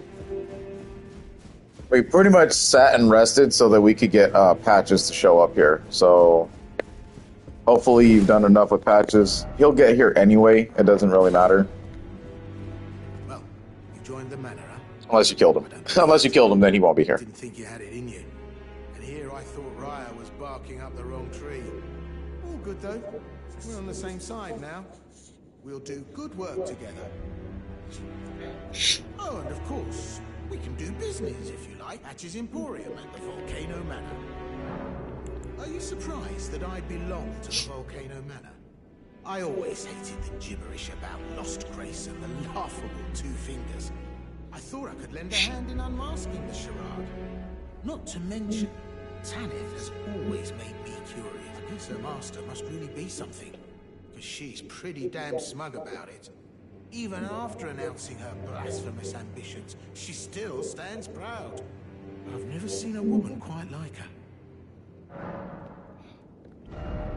Alright, and if there's anything from Patches that you want to buy, do it now. Now, he sells the S-Stock a lot later, so he didn't sell it when we first initially met him. He just had a parry dagger, so the S-Stock is his like brand new stock now, along with some ballista bolts and everything, because he didn't have access to those either. But pretty much, if you didn't buy none of this stuff, now's the time to do it. Margit Shackle, if you haven't fought Margit yet, which would be insane, then I guess buy it now. Stingy. Try to find it. Forgot something. No. Try to find it. But we do want Patches here, because he's going to give us like a secret quest, almost. Alright, then just pop out here. This giant is frenzied, so you want to be careful for him specifically.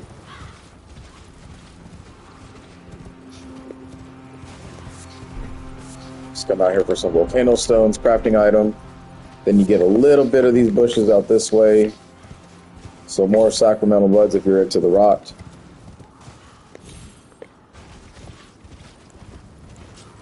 Then we're going to go ahead and light the shit out of him real quick.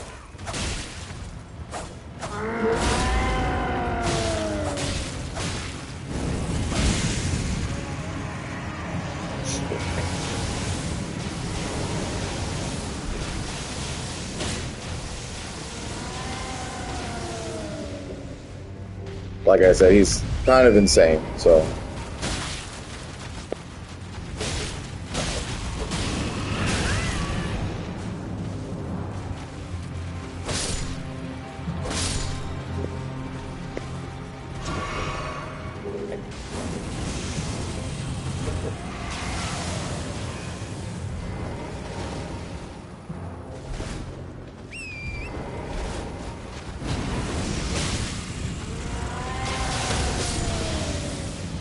And I would just let the rot take him. He's gonna go nuts again.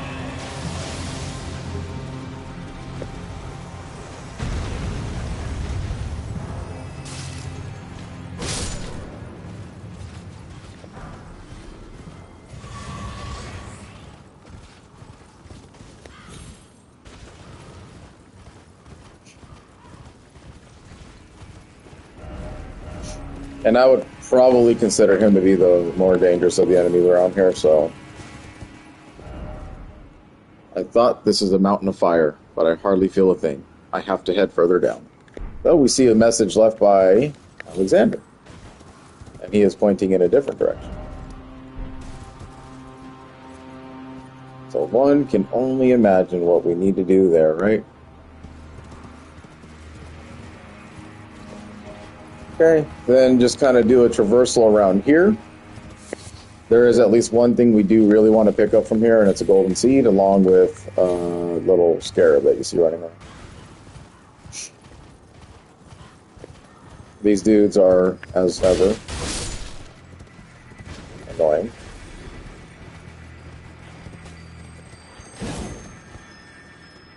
And we kind of want to just sit in here.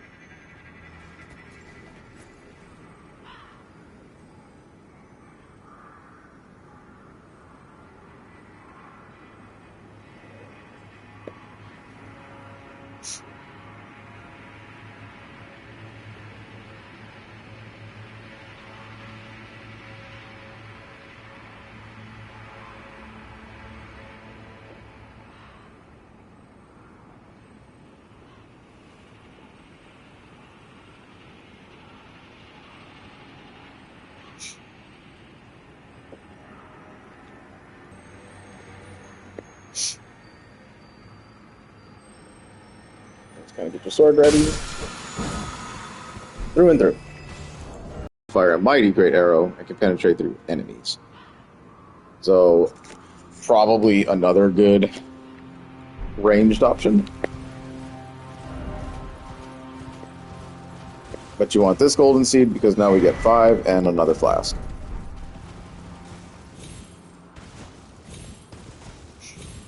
And traversing up here is just more of those marionette soldiers. You really want to come down here though for another map. Yep. We are going to have hands follow us.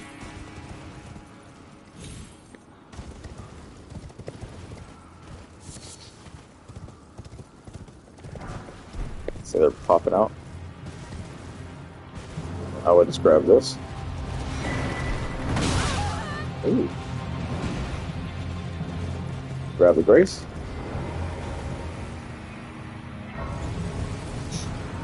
And then just reset everything.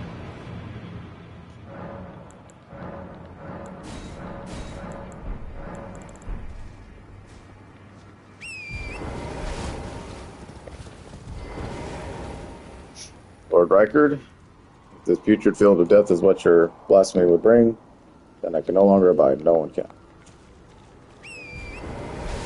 Thanks, man.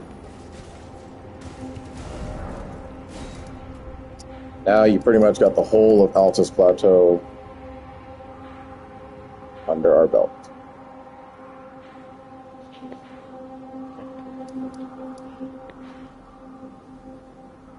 You want to go ahead and hit up this.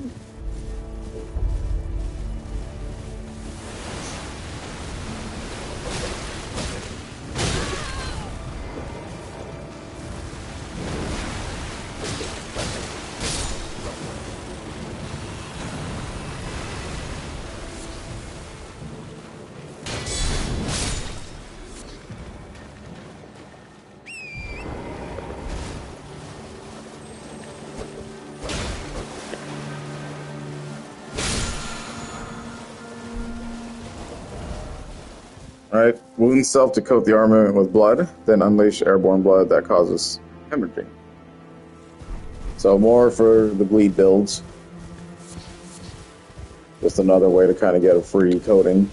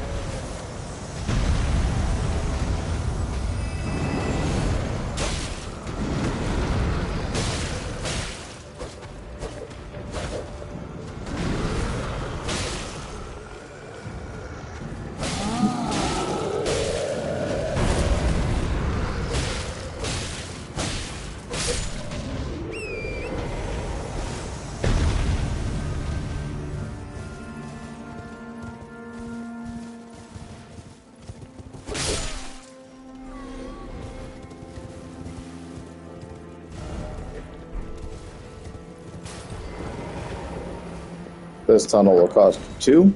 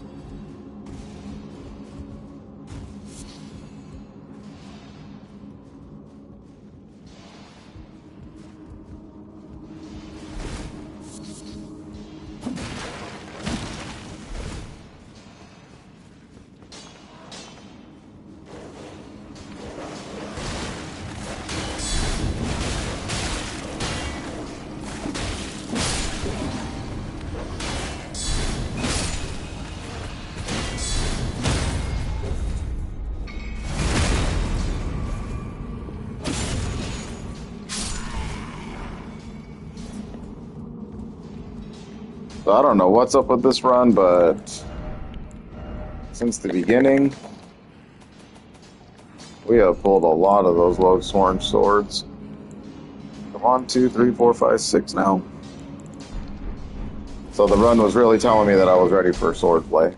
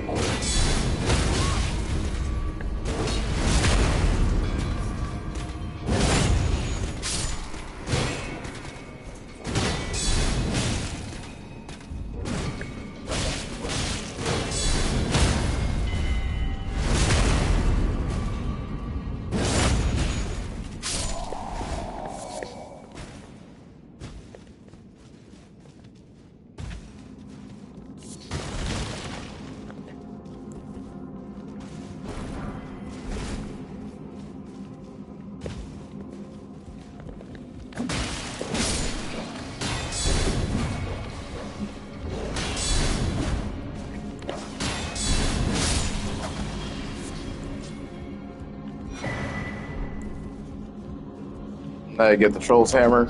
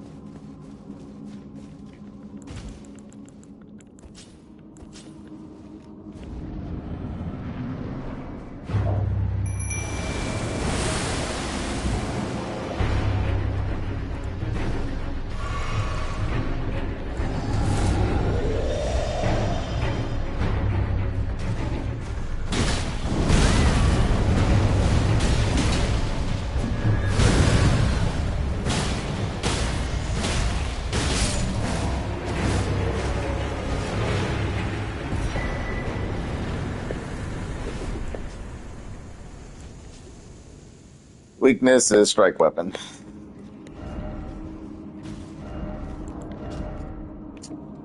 So now you just get an even bigger club. So if you want that, go on ahead.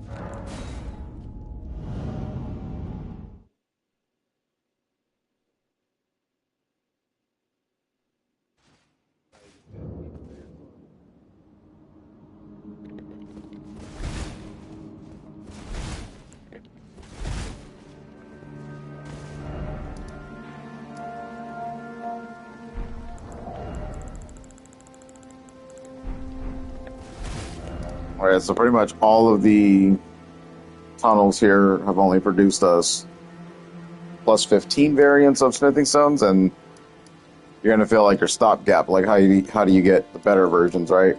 Well, they're kind of hidden behind bosses, is basically what they did here. So we'll need to take on this thing over here real quick.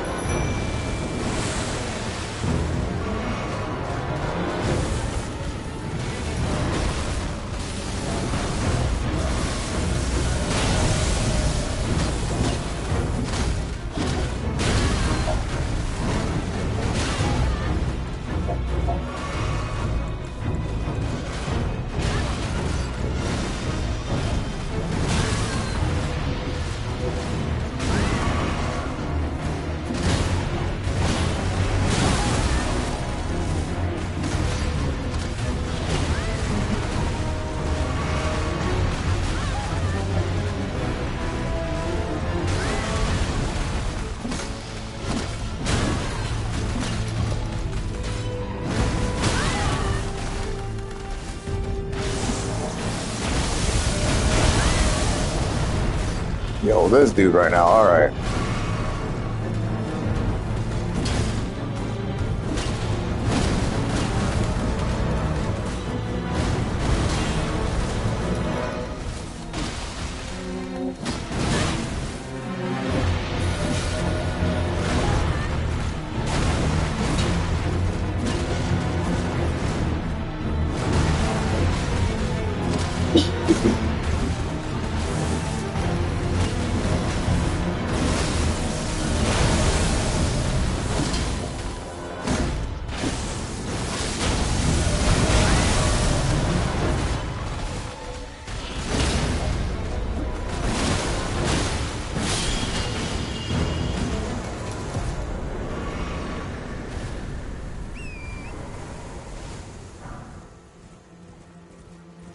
Alright, so Sombers, there's our Smithing Stone 6s that we needed.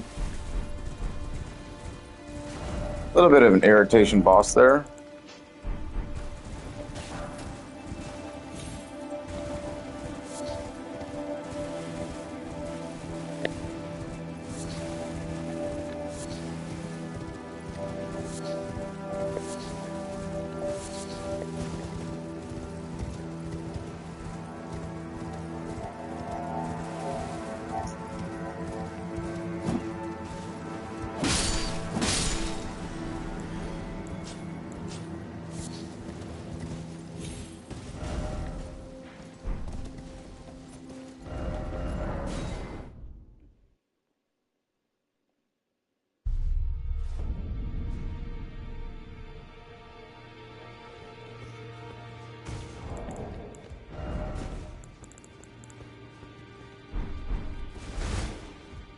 I'll be able to get to at least plus 1 some. Well, I took you no matter it. Lay out your arm.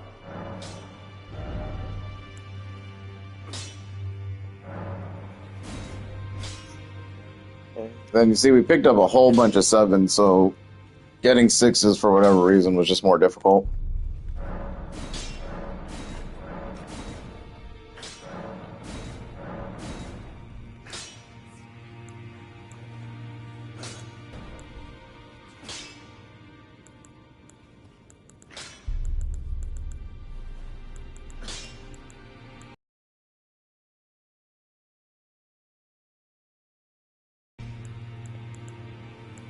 So everything's pretty much on par together. The sword itself is only 2 levels away from being matched. So you should be hitting really at this point.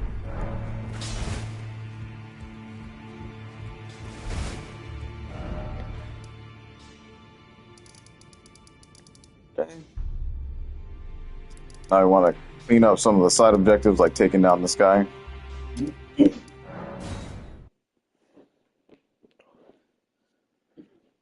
Goes the arm.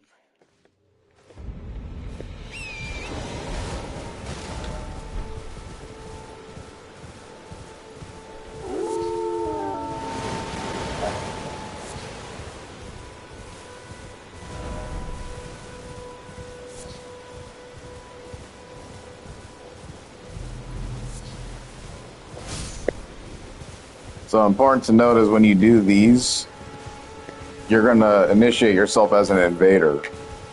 So if you're using any kind of runes or anything like that, they won't appear. So if you start to fat roll or whatever, you might want to take stuff off.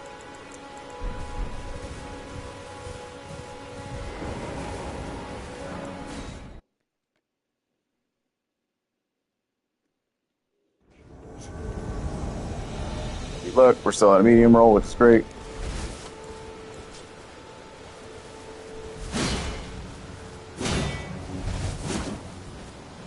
He does his best to get you in a riposte state, so you really want to be careful with him.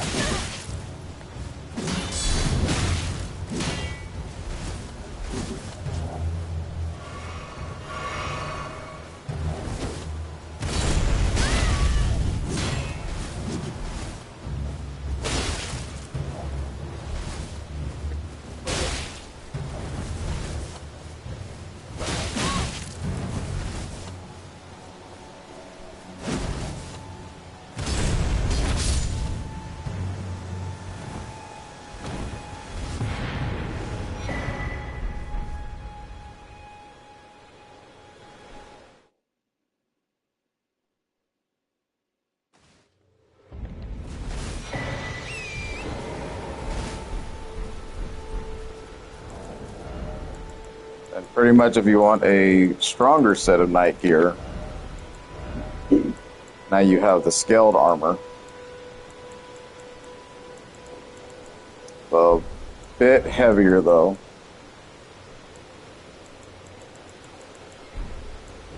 Let's put it on real quick.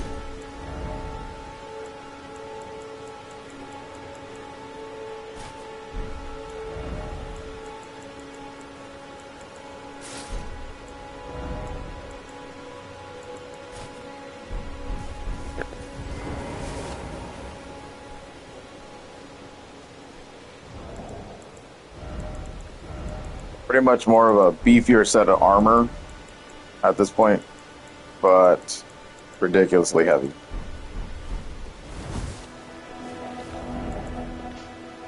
Then they'll be sitting here trying to take everything off, and then, you know, you only have the one weapon. Other way you can get around that, though, is just by putting on one of the little talismans. I'll put everything back on.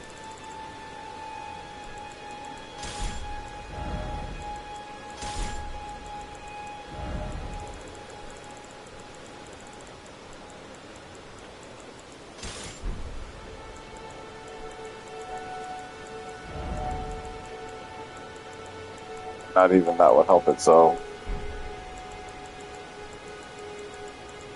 yeah, you have to put a lot into endurance to get big time gear like that.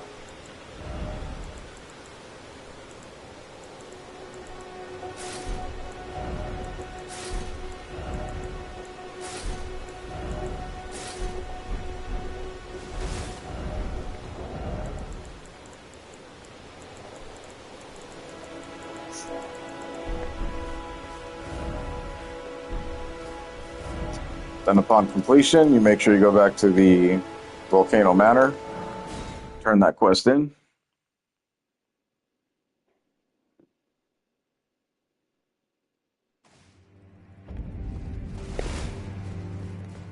You've completed your task.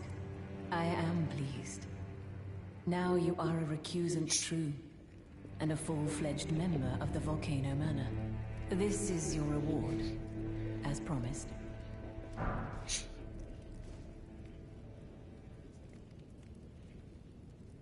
Never forget that the recusant fights to tread the path of the champion. The way is tainted, but for this very reason, it is the true path to valor.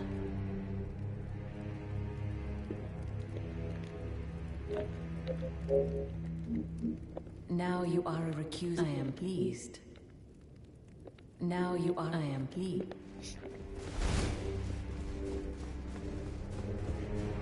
Go ahead and talk to Patches. Ah, hello. What impeccable timing. This is for you. You're new here at the manor, but if you complete the request, you can improve your standing. Relax. We're old friends. Time's come to pass the torch, right? Go on.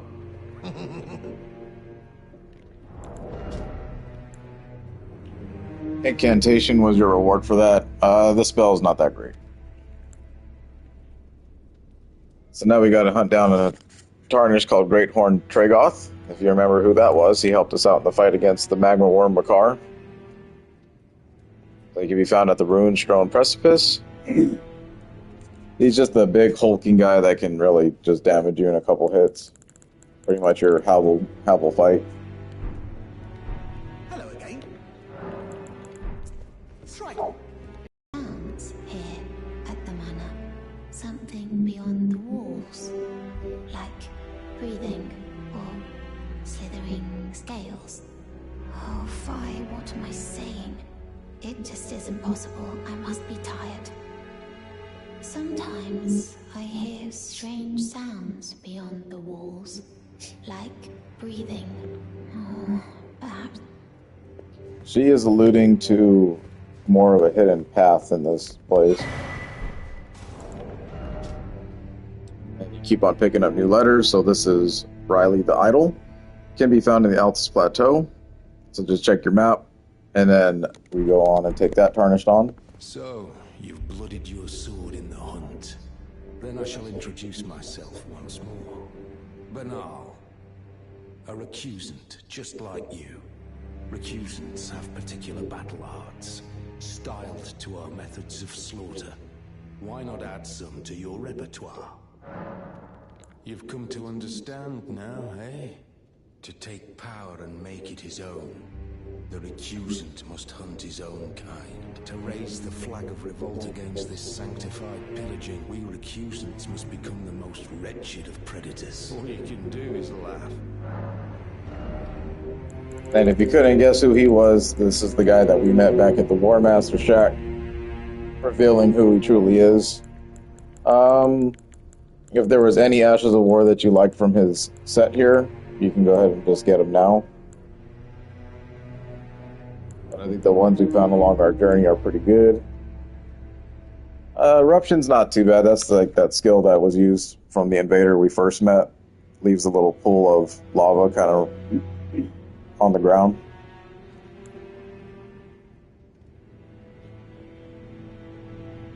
Assassin's Gambit pretty much just give you an easy sneak on NPC enemies. Parry. Stormblade can be good for your ranged option as a swordsman, but we could have got that way at the beginning. It's not a whole lot. Well, I always resented the pain that won't be there. They'll be done. The tale of...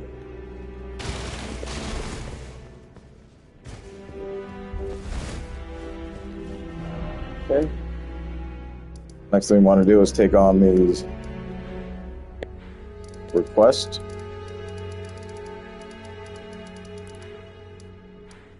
Let's go ahead and start with patches.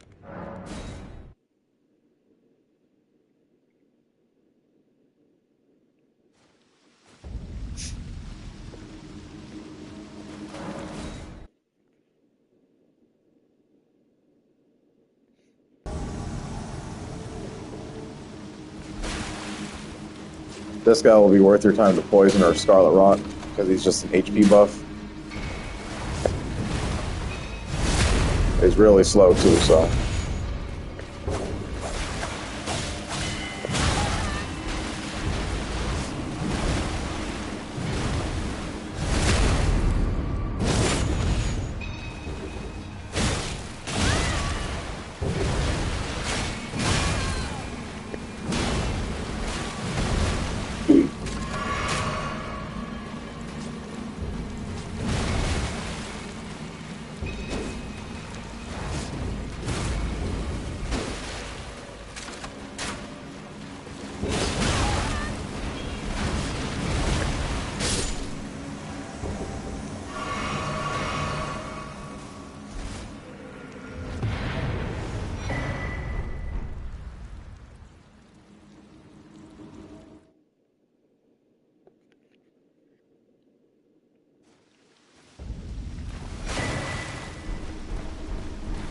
Then go ahead and pick up Pseudo Havel's armor.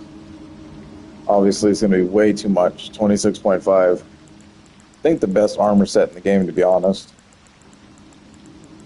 As far as damage resistance. Almost 20% damage in every single category, so... if you can manage, then do it.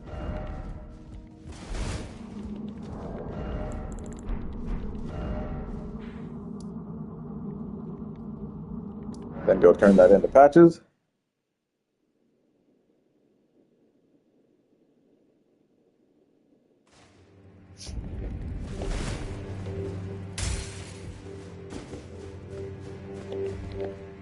Hello again. You hunted down Tragoth? Are you certain? No, it's quite all right. I'll give Tanith the news.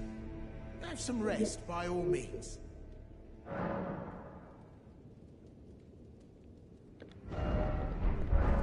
Try. Then patches being patches, you want to reset the room. Go talk to him again. Hello again. Sharper than you seem, aren't you? I was just holding on to it for you, you know. Here you go. The reward for hunting Tragoth. All yours. Try it. You get a magma whip candlestick, so another whip weapon. This one's actually pretty interesting. I tried using it before.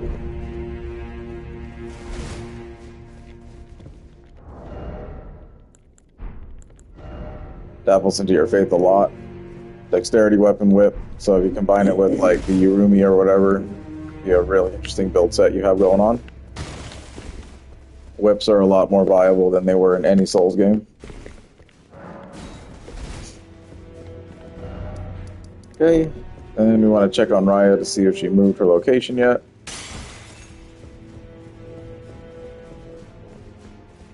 And she did.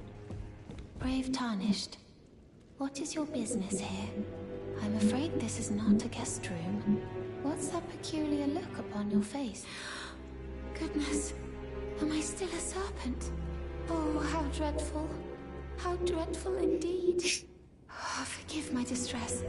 I ought to be thanking you for treating me as usual, despite this appearance. Brave Tarnished, this is my true form. My real name is Zarias. Please forgive the deception. Do understand. This duplicity is my own doing. Lady Tanith speaks no falsehoods. And the Volcano Manor is just as it seems. Lady Tanith is my mother. I am told I was born by the grace of a glorious king. That my mother cherishes this form I inhabit. I am proud of what I am, but people are cruel.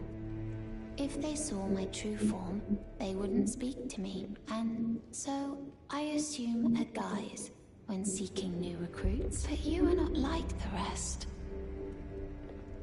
My serpentine form and the name Zarias were secrets, known only to Lady Tanith and I. Now I share the secrets with you as well. Please keep them safe from anyone else. My serpent was secret. Now I shall. Please keep them. So, nice little secret there.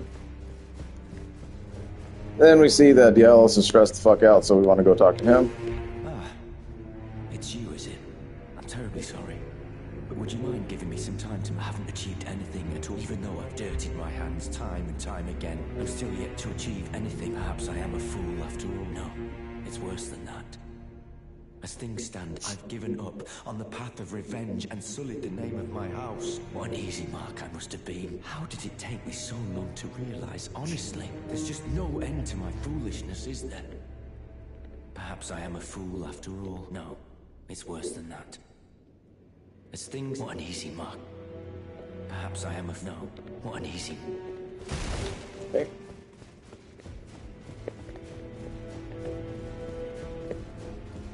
And you want to talk to Lady Tanith about Raya? Now you are a recused. I am he.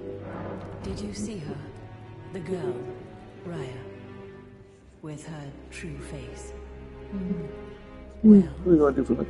if she confided in you the name Zarias, then perhaps it is not my place to speak. But as her adopted mother, please, her true vision. Honestly, I hardly deserve. Please, her true visage belies the purity of her heart. Please, her true...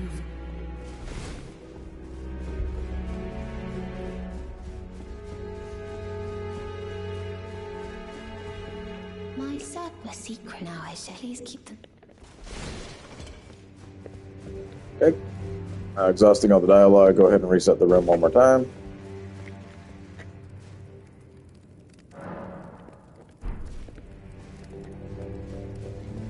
Now you are... I am he.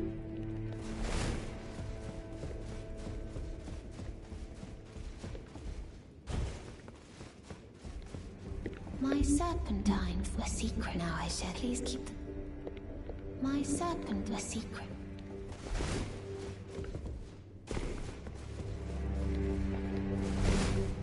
Perhaps I am a fool. No, what an easy...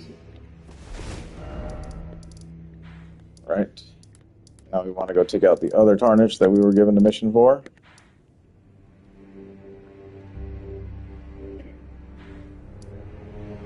It's a bit of a weird little angle here.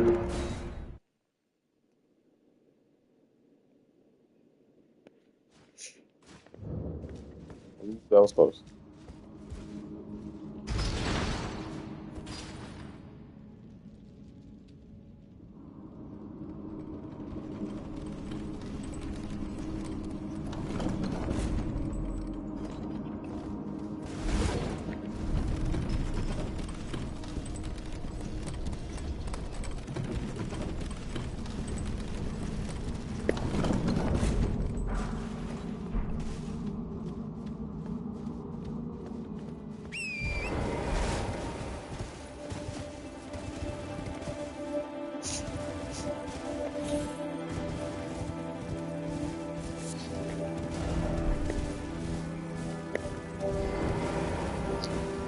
Then for this fight, I would recommend putting on the boluses here for preserving, or maintaining the flame cleanse me spell, because this guy has a chance of producing scarlet rot on you, and he's really good at doing it.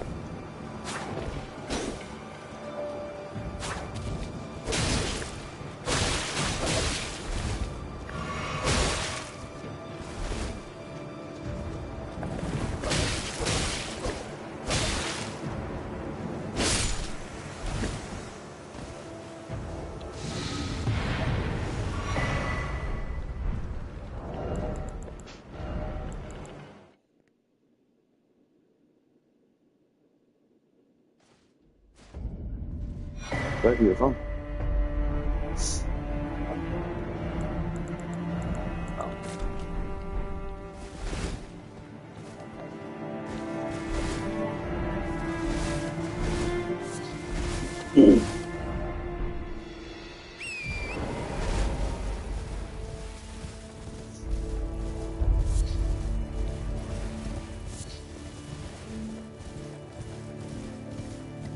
Since we're already kind of down here, we'll just grab this checkpoint real quick. It's another place we need to go to.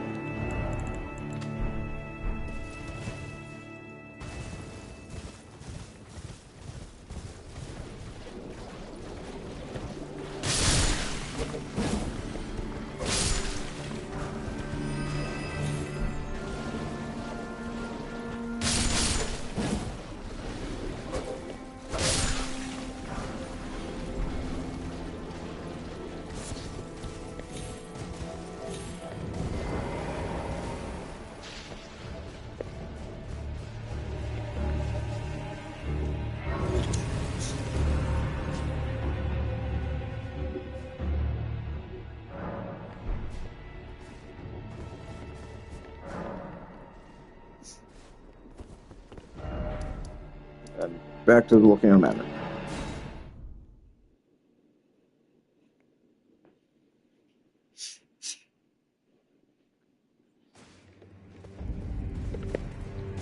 I see you performed another task. Here is your usual. Now, perhaps the time has come to tell you of the true ruler of this manor, Lord Rykard. The Erd Tree blessed the Tarnished with grace, but it was all too meager in the face of the enormity of their task. The Tarnished were forced to scavenge, squabbling for crumbs, like the Shard Bearers vying for power in the wake of the Shattering. Our Lord, indignant, has refused to scurry about, fighting over what miserly scraps. If the Erd Tree, and indeed the very gods, then we are willing to raise the banner of resistance. We at the Volcano Manor, under Lord Rykard, have sworn no rest until it is done. If you follow this heroic path, one day the Lord will see you. The Lord's visits with our champions are always a spectacle. It cannot come a day too soon. If you follow this heroic... It cannot... If you follow... It cannot...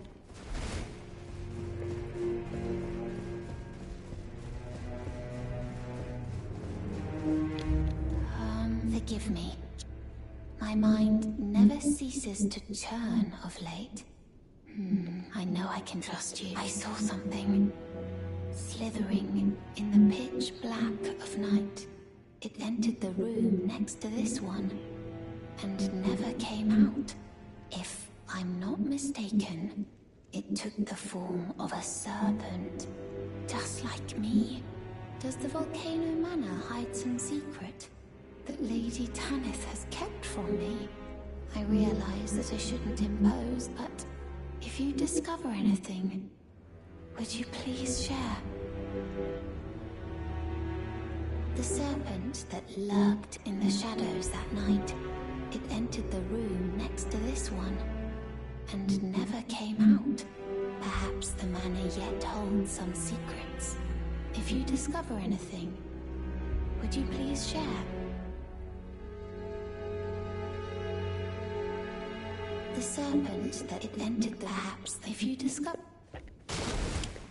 So Raya is becoming more questionable about what's going on in the manor. Grab another letter. Look at you. I knew you'd take this. Dr. Bernal, he'll give you a letter. A special invitation to hunt some of the first tarnished who sat at the round table hold. If you should accept, I'll next see you on the field of battle. You're still... Well... Perhaps I am a fool now. One easy.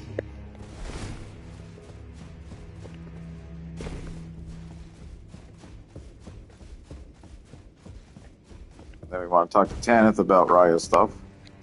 If you follow, it cannot... She said that to you. I should have known something was wrong. The signs were clear enough. Well, Zarias has placed her trust in you. All the more reason I must tell you that some things are better left unknown. Besides, no one should be blamed for their heritage. Think about it. We are resisting the ways of the Erd Tree itself. What matters one's lineage in such a crisis? Zarias has placed her trust in you, that some things are better left unknown. Besides, no one should be blamed. Zarias says that some things...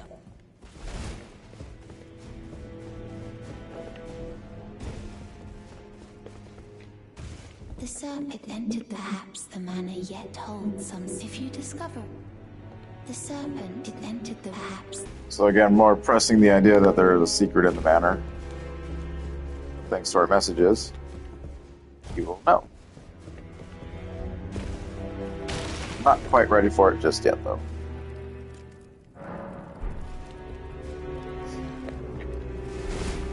If you follow, it cannot...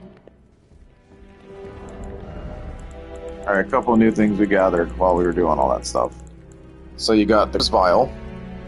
Couldn't guess who that was. That was basically the one of the owner for the Crespus Black Bow.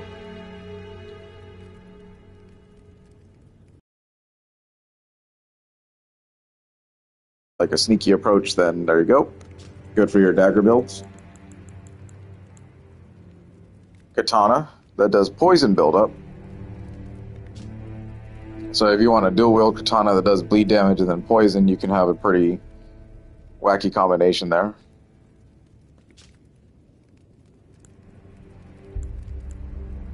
The red letter from the table. And we got to hunt down Juno Hoslow, Knight of Blood. Can be found on the mountaintop of giants, so we don't even know what that is yet. And then a letter from Bernal. Vagram, the Raging Wolf, errant sorcerer Wilhelm. Both men can be found in the royal capital of Leyendell. Find the red mark on your map, exact location. And that fight can be pretty tough too. So now we have to actually explore to get to the rest of those matchups. We see that Dialos is now gone.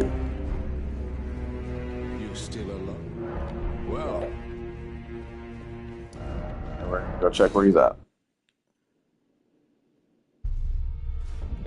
He did not return to the round table.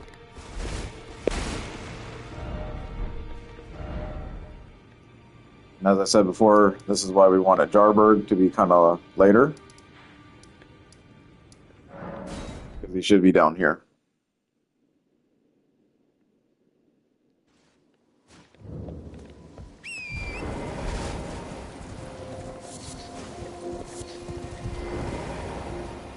Oh, hello. Have you heard? A new potentate's come to the village. I think he said his name was Dialos.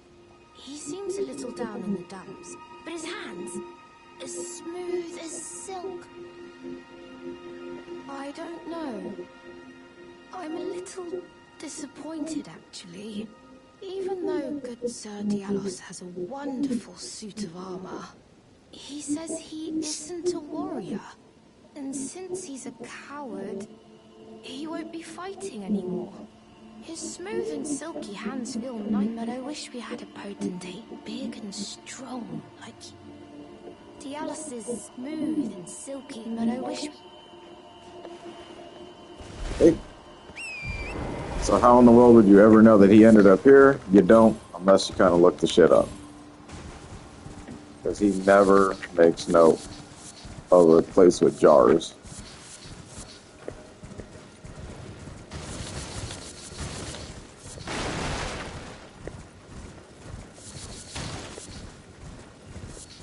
He should be inside one of these houses, kind of. Well, aren't you full of beans? No wonder you're covered in muck. Oh, my friend, it's been far too long. I have to say you caught me at a rather low point. But as you see, I've put all that behind me. Left the volcano manor, forging my own path now, making my own choices. Even a fool like me can look after some simple jars. Do you pity me? Well, don't. I feel like for the first time in my life, I'm on the straight and narrow. A fool I may be, but I can look after some simple jars. Do you pity me? Okay. Then reset.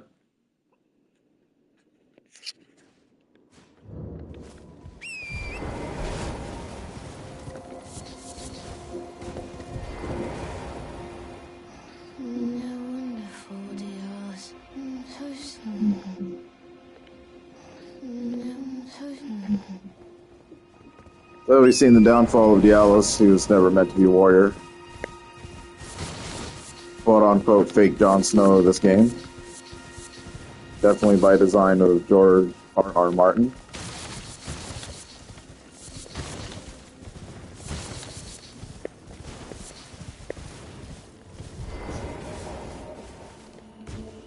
A fool I may be. Do you pity me?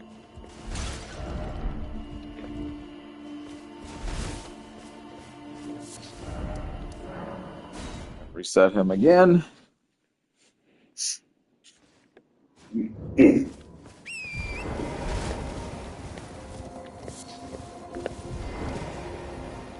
Dialos is, but I wish.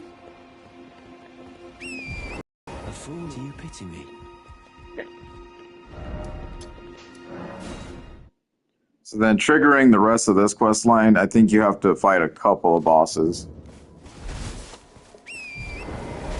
So we'll have to just kind of zone out, zone back in every now and again. I don't know the exact trigger points of what makes the rest of this kind of happen. It just kind of happens. So we'll move on.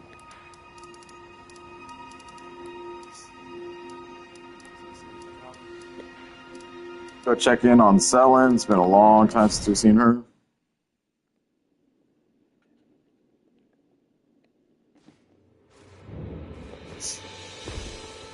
There you are. Shall we commence? Like I said, nothing with her.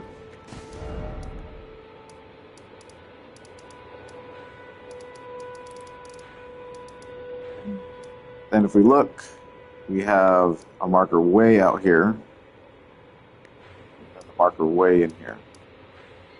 So we're on the straight path now. Volcano Manor is pretty much progressed as far as what we need it for.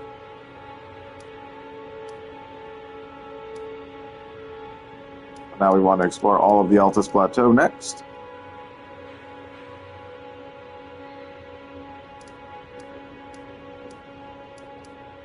Let's see here. We can start with the abandoned coffin area.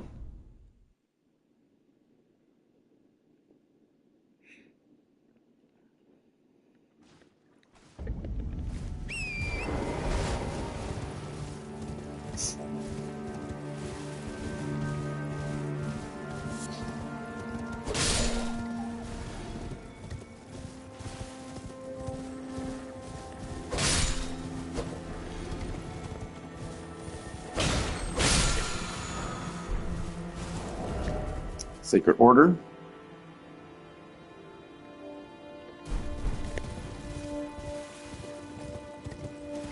You already have weapons that have that innate ability anyway.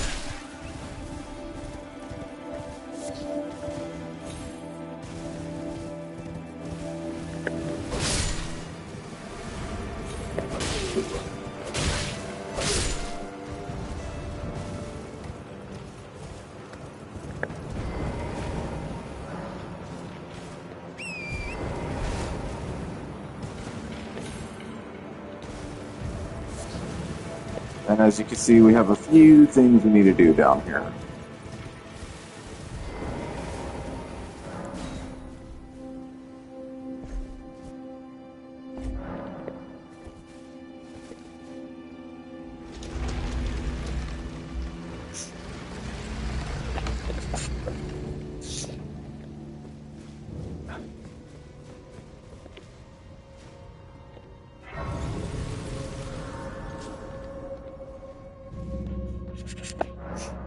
And I'll be right back.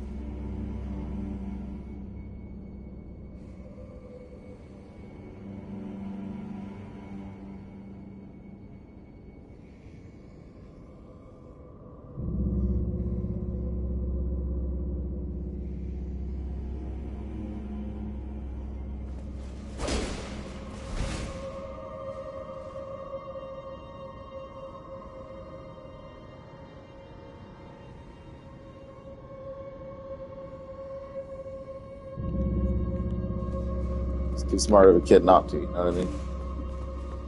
Alright, back to it.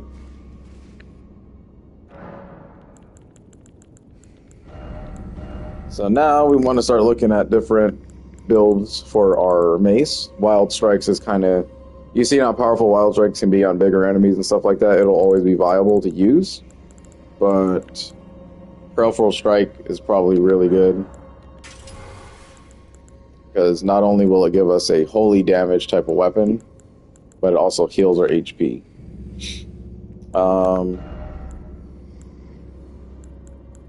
We might want this to go back to our flame.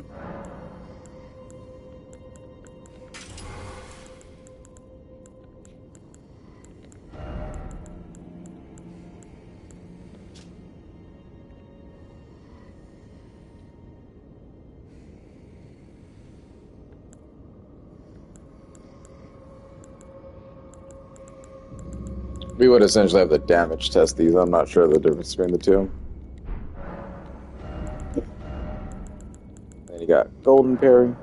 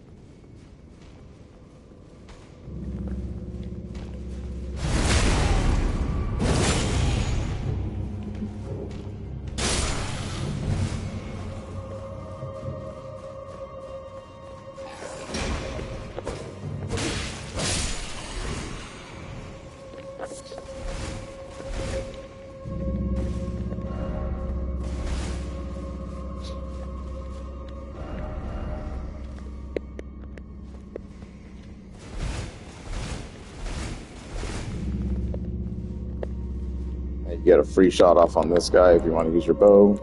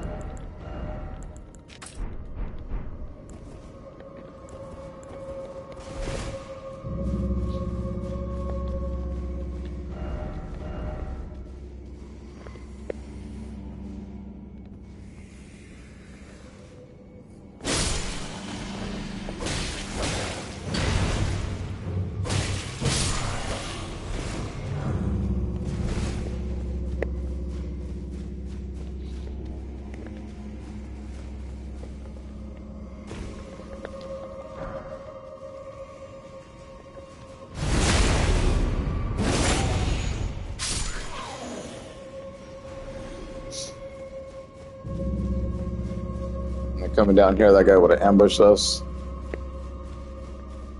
And you have to figure out how to get in there. It's a little bit of a traversal puzzle.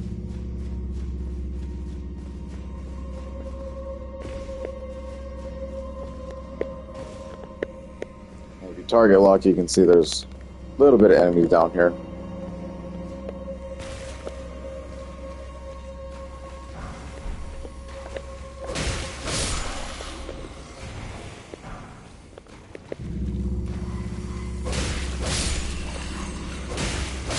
Real easy to take out those, so you don't need to waste any arrows on them.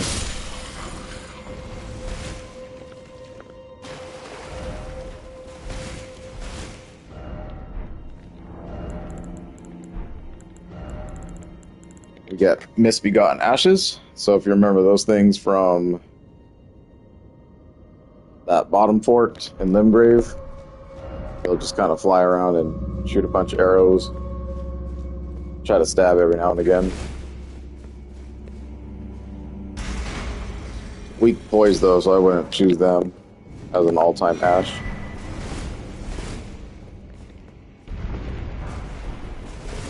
Another Priding Link bait, apologies.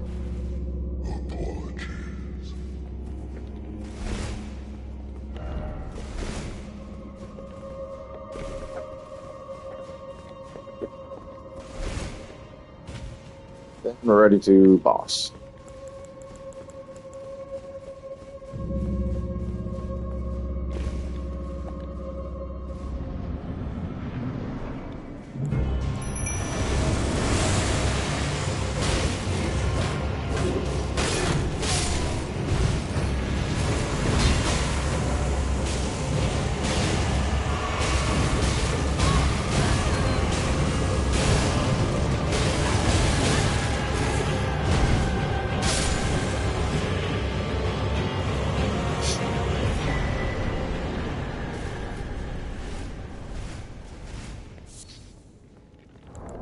Get you Perfumer Trisha. Trisha was once known as a healer who dedicated her efforts to treating misbegotten, omen, and all those seen as impure.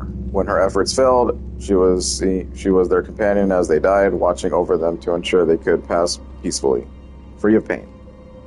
A tale akin of origins of deathbed companions. That's an interesting one. The perfumers don't really last very long. I mean, you could tell we just kind of sliced through it really quickly. They do have some annoying spells that can kind of keep enemies at bay.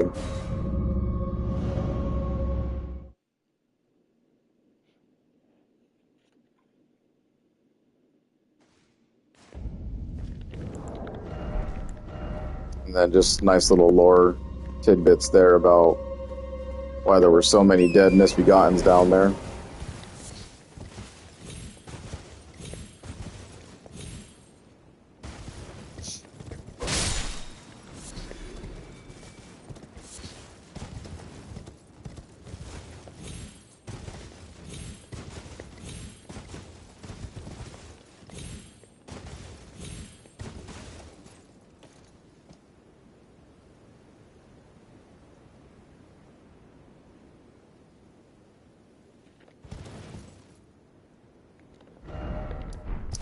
I want to come up to the ruins here.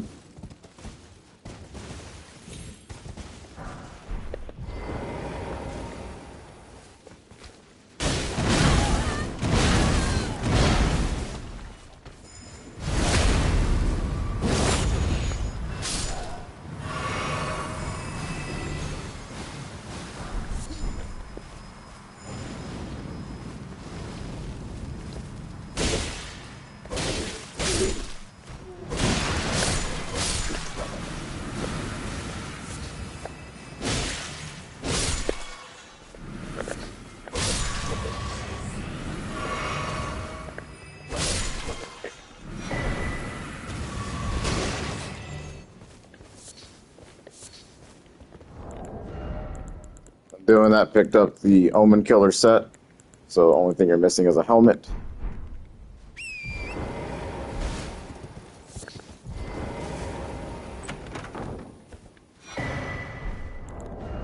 And to get a perfumer's cookbook.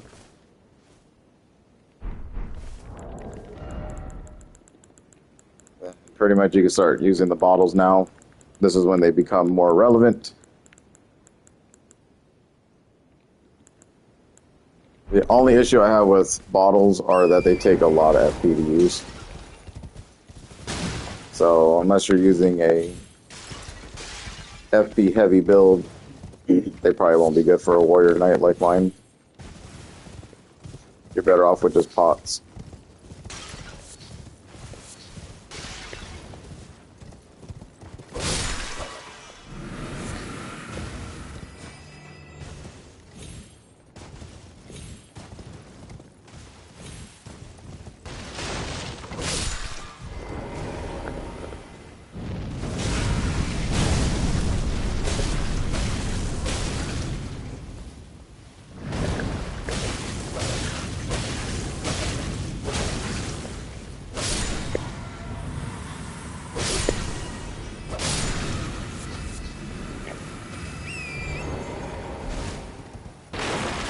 Not really sure if I have a sound bug or something, but usually there's music playing.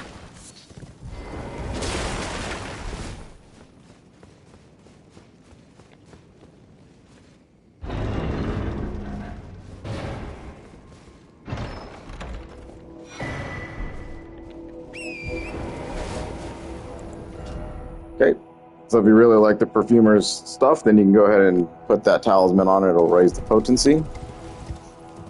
I don't think I've ever used perfumer sets ever, and Elden Ring knows that. A lot of players never really did because they added some stuff to the Shadow of the Erdtree DLC just for the perfuming stuff. So whatever dev was responsible for that got their feelings hurt, since nobody used those bottles like ever. At least to my knowledge, I've never seen anyone build them off like that.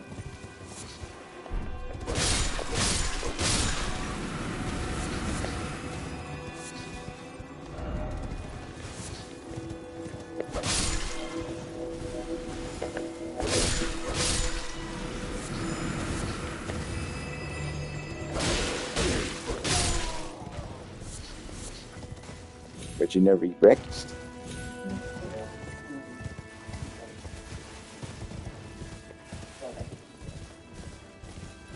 Go and make it. Yeah.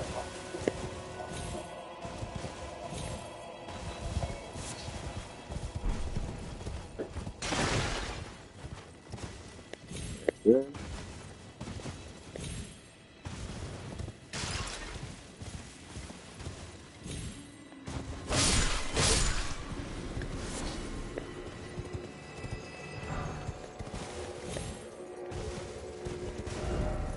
Okay.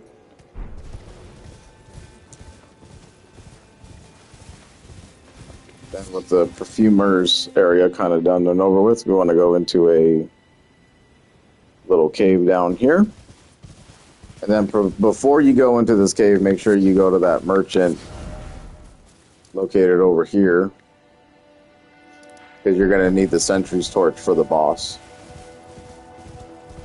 Got a whole bunch of dudes down here. Don't worry about them. If you really need a farm for poison blooms or anything, then this is the place to do it.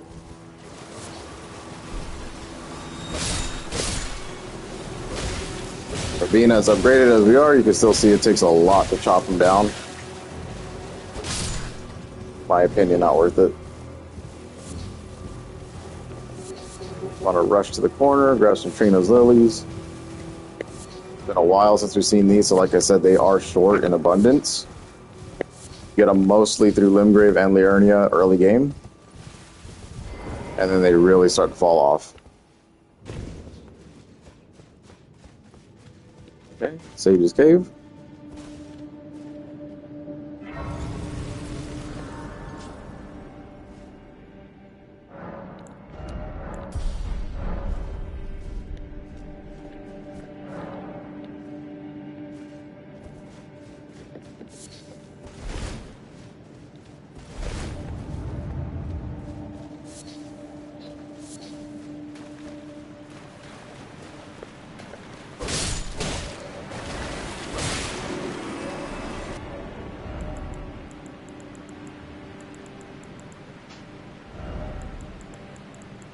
Then if you want to, you can start making a bunch of wither down my fire pots. I don't really need them anymore. Hidden door. Kind of look down. A lot of death falls here, so just be careful.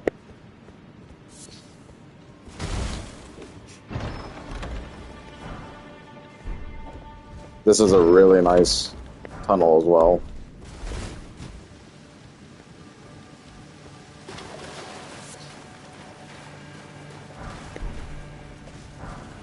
Follow the messages, they'll give you some guidance. Hidden wall.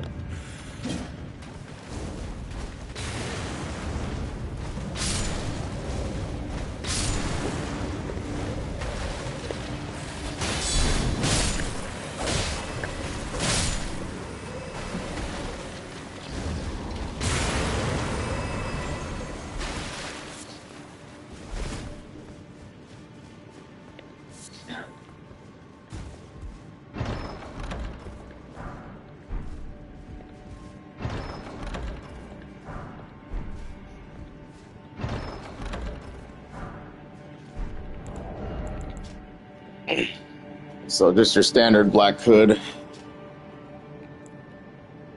camel tree wooden shield, just another design of a shield.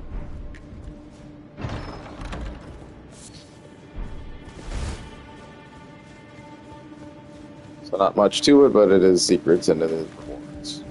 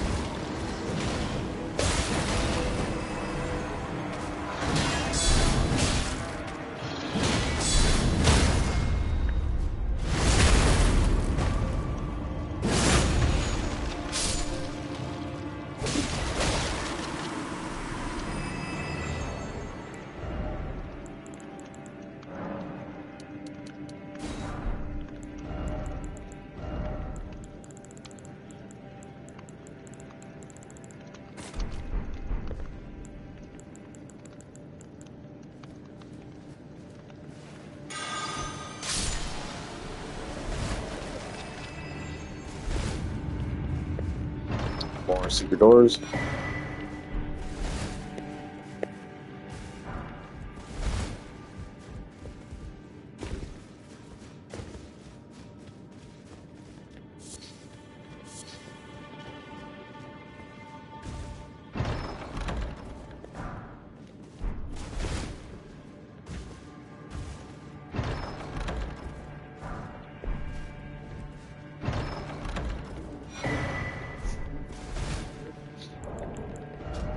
They get raptor talons. So if you're tired of the hooks, now you get these ones. A little bit cooler.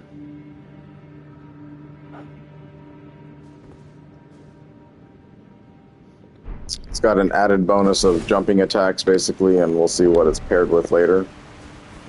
So you can have a really strong jump build. And then right here, this is definitely a jump point, so be careful.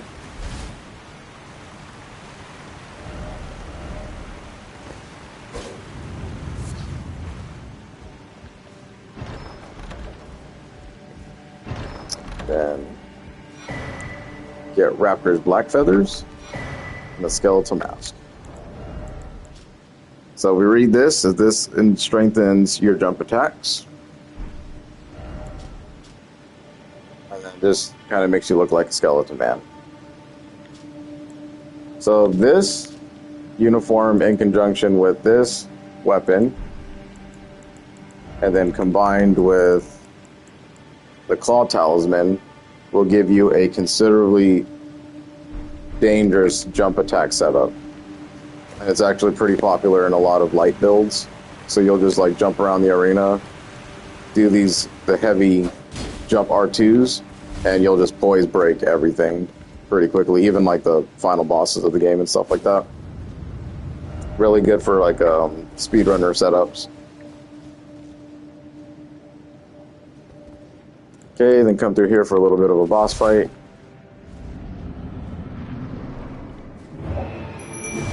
There is 2 bosses in this area.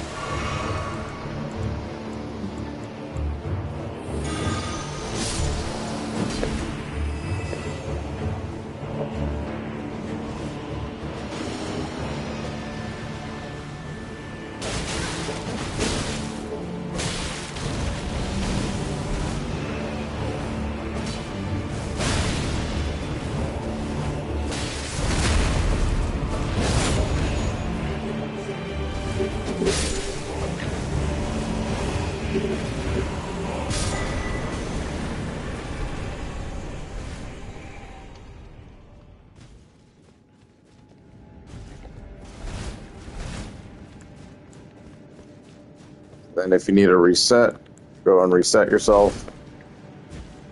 But that's like a little secret boss they added there. Gives you another flail, family heads. This is a magic one as well. So they gave the flails a lot more usage in this game. But if you're going for a magic one, I would definitely take Astel's Remembrance one. I think that's the strongest magic flail in the game. And Nebula is a really, really good setup. And then coming down here, this is where you want to put on the Sentry's Torch.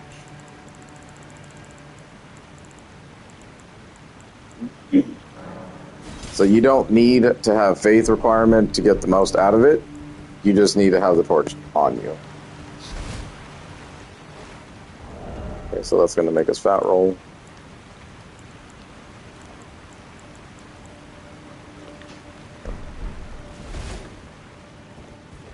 So if you can feel confident of taking down one of these dudes with no shield, then do it, because it's going to be a hard fight without it.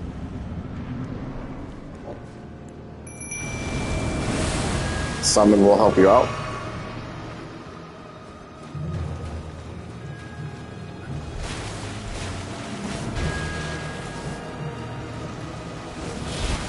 So then if I was to take off this, you can see that it becomes invisible, making this fight really hard. But having this kind of trivializes it.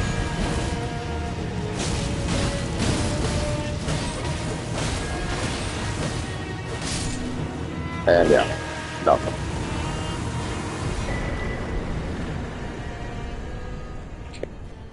So the first time I fought that, obviously I had no idea about this torch at all. I didn't read none of the notes or anything like that. So I was running around this entire arena, just swiping at nothing. Just one of those gimmick fights that you kind of have to explore the world and gain more knowledge about what you're supposed to do in that scenario.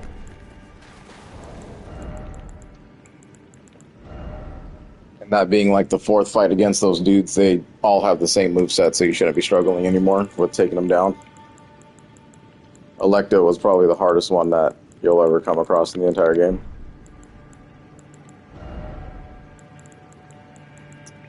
I got pot.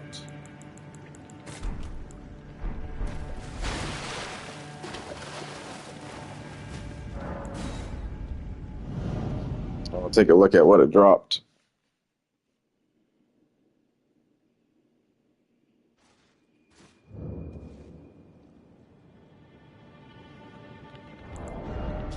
So the Concealing Veil completely conceals the wearer's presence while crouching at a distance from foes. So if you're just like trying to run away and reset a room without hitting a grace point, that's pretty much all it's good for.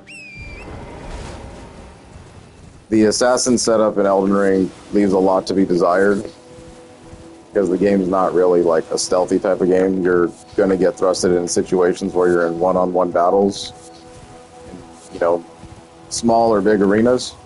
So there's really nothing you can do with that setup. It's mostly for the open world, but a lot of the things in the open world are just R1 spams and you're done. Kinda like this.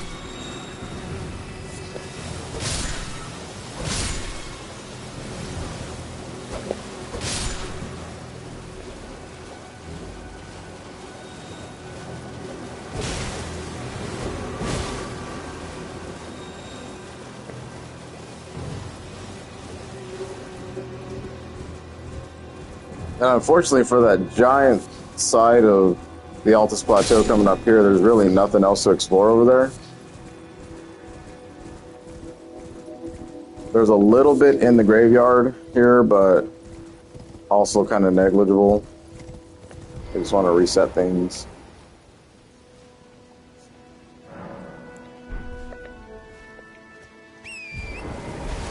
The Omen guys here can be tough fights, but I would really suggest try to train against these guys because you're going to see a bunch of them in the late game, and they get only even harder from here on out.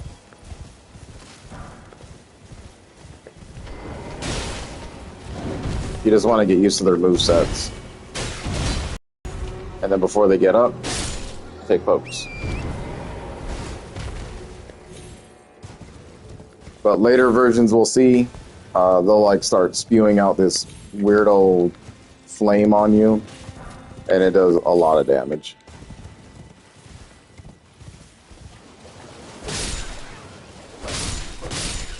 Especially trying to achieve the ending we need for this run, then you're definitely going to come across those dudes.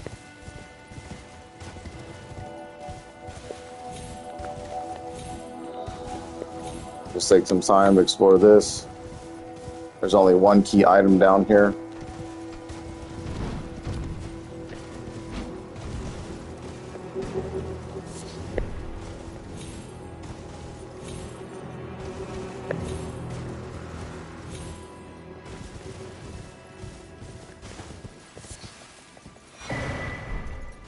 You get the ruler set. This increases your faith, so if you're running a faith build and you want something weird and different, then there you go.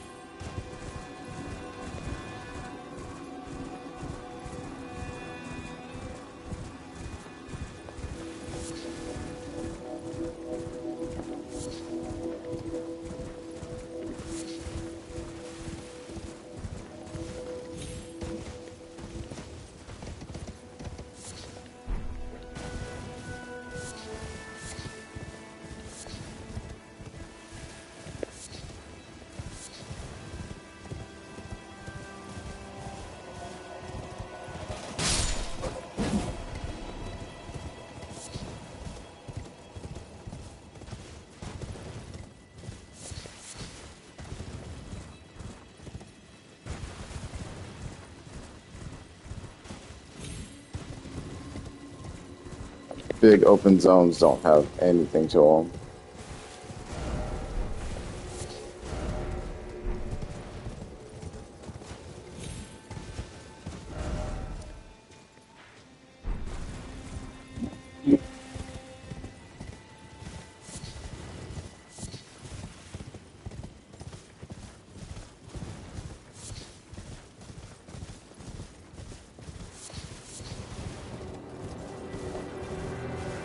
Find those and still chilling out.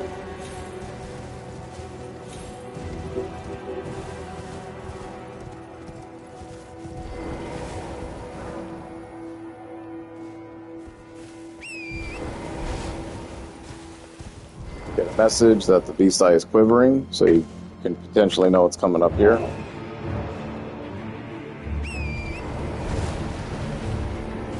This Tibia Mariner is something else. Yep, god damn it.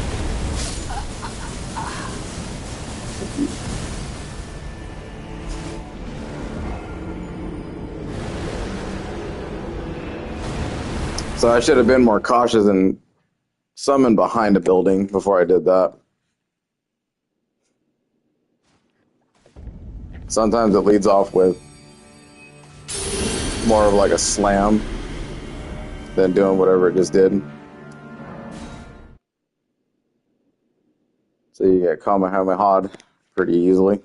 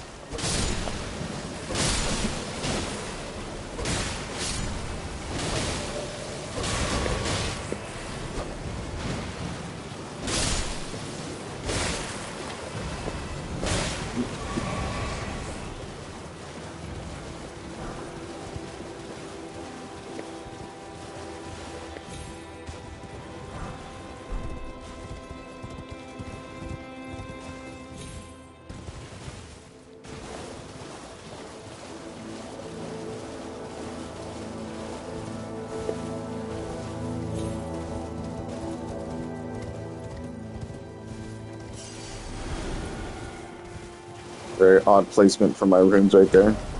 Saying that I didn't die there, but...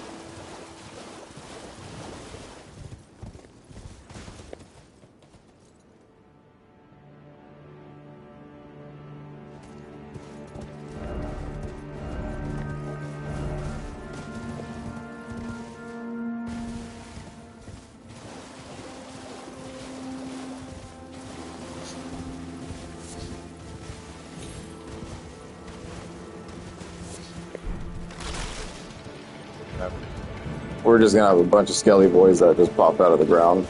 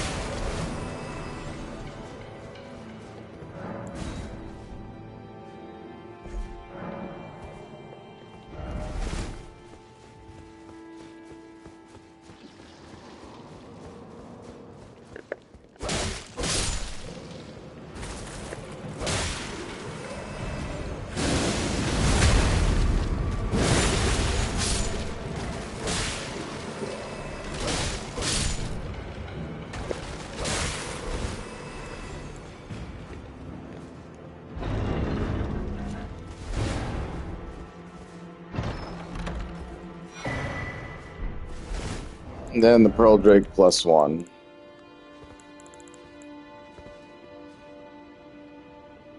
Tavia Summon's not that great of a sorcery. You'll never use it. That's a new shield. Never gotten that before.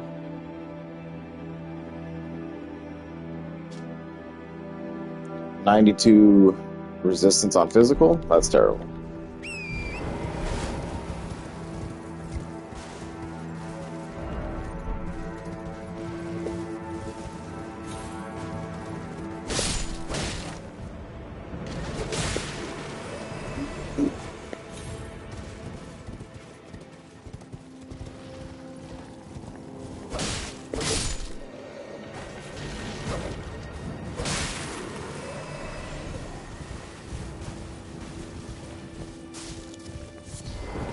And right where that statue was pointing is another catacomb.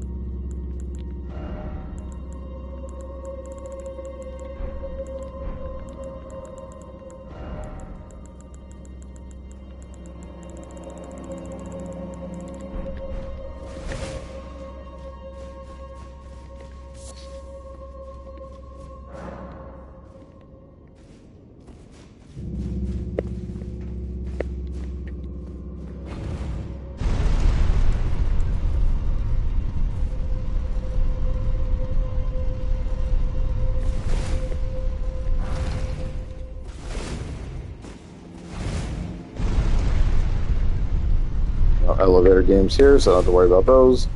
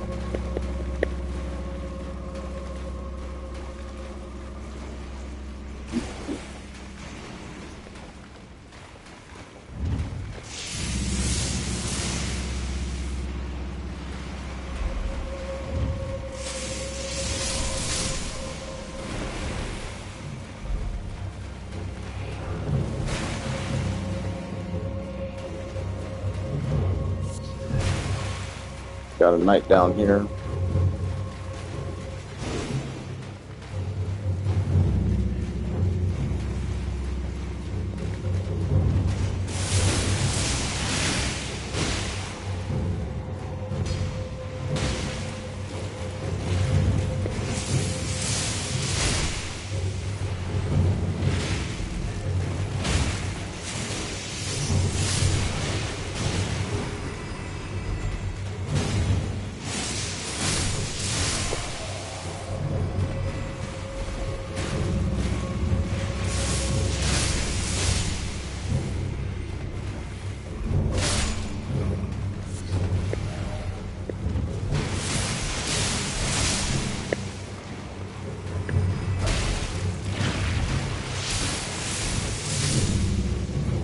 Just let the trap do all the work. Very simple.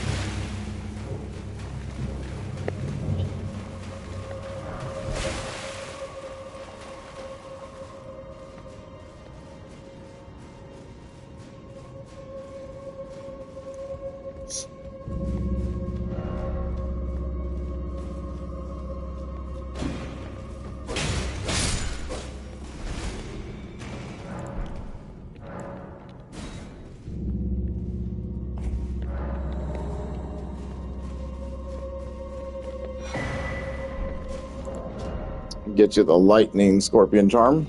So it raises your lightning power, but lowers your damage negation.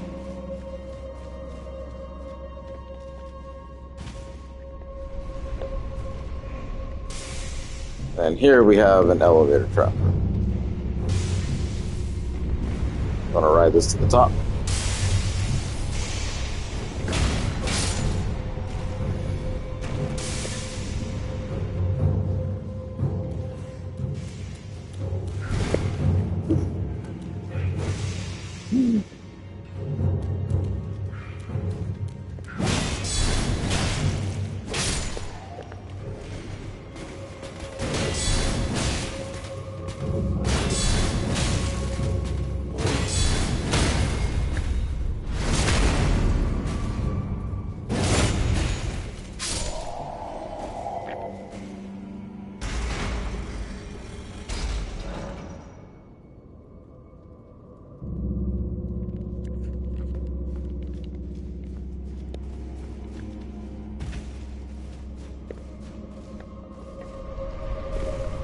Just want to run down here.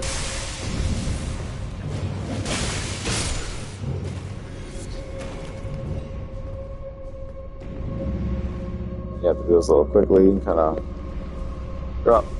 Oh.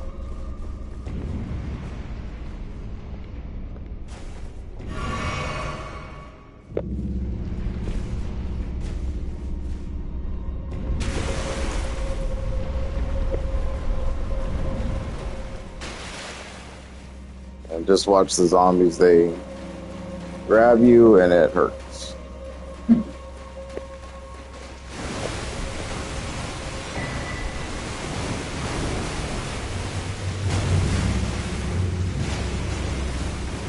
Then with the crabs, you can let them slap each other or bring them over here.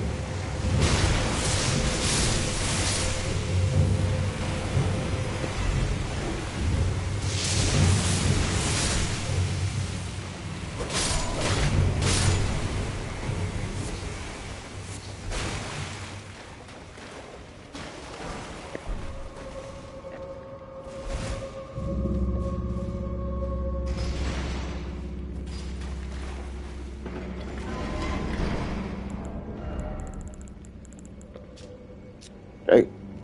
Then Ancient Dragon Apostles Cookbook. Now we can make lightning stuff.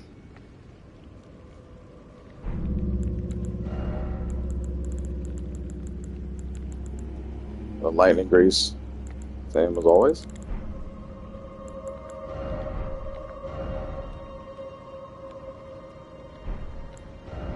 Making lightning arrows.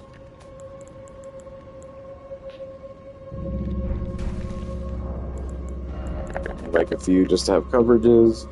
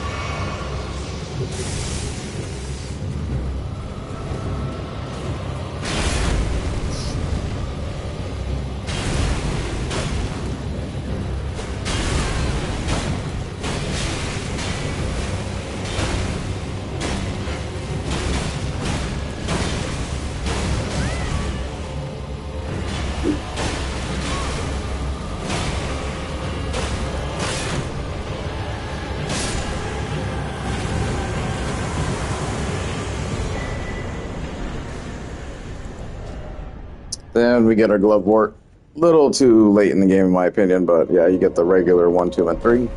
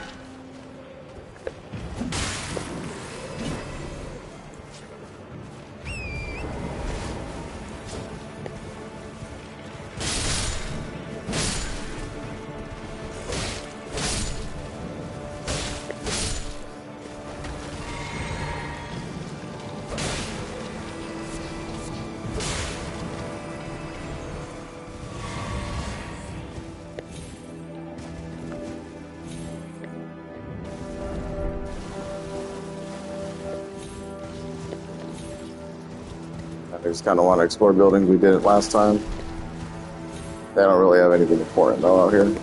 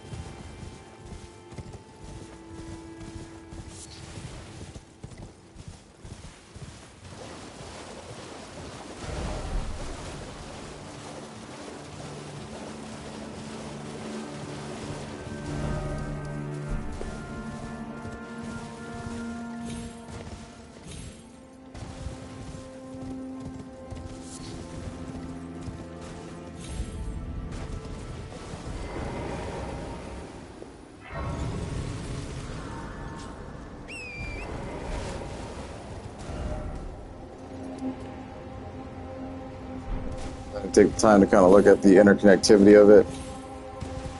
If you remember, taking the Iron Virgin route down to Liurnia, we popped out and went into the Volcano Manor, or Mount Gelmir, it was called. And we had to fight those 2 Abductor Virgins right here. So if we had actually continued out of that doorway, we would have popped down to here. And then another entrance into the Altos Plateau. So there's multiple ways. You don't really need to do the Dectus lift, but that's where the game's trying to tell everyone to kind of progress it the right way.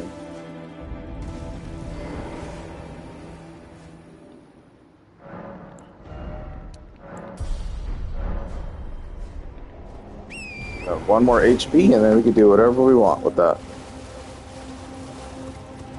Big beetle.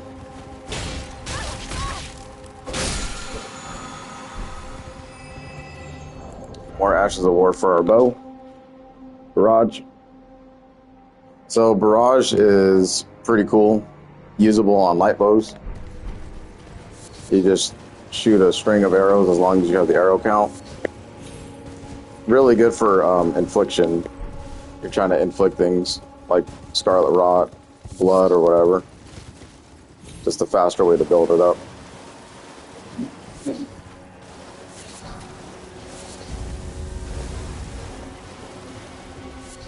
Up to here for another golden seed. Watch out for these little geysers. They're really annoying.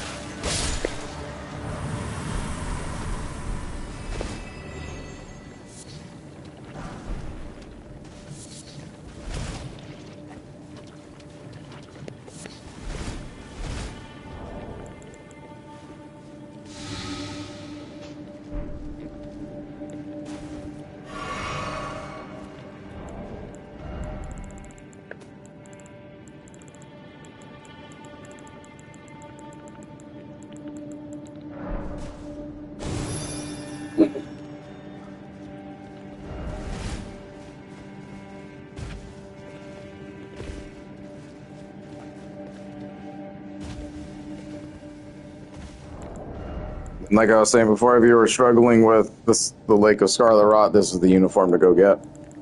This will increase your immunity by a lot. But you're going to take rot anyway, so it's really not worth it in my opinion. The lake's just too big to avoid.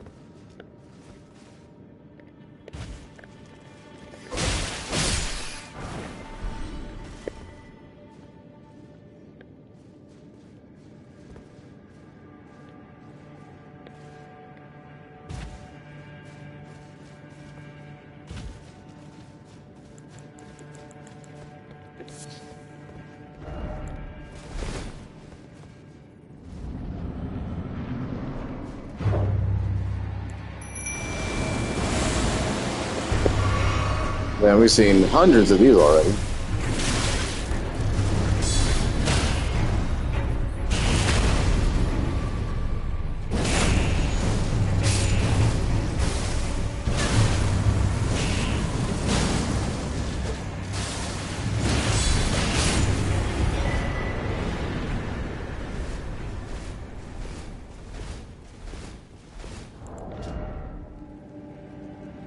Rot for the Scarlet Goddess. Oh, Scarlet Blossoms. Flourish in distant lands and return to us the unwanted children. You get poisoning or a rot occurs. So it's actually something that might be considered with this when I get the 4th talisman slot, since I am running a rot dagger. And that increase in power is... But if you are a rot poison build, then there you go. That's the talisman you need to make it even better.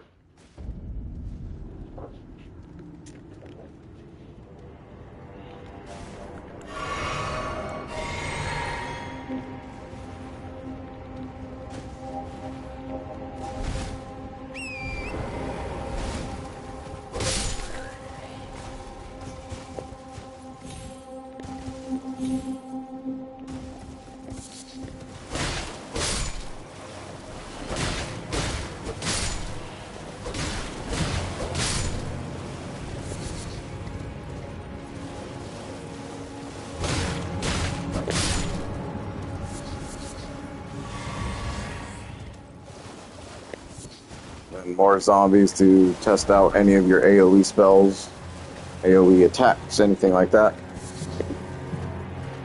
These ones are a little tougher versions, so they might be better suited.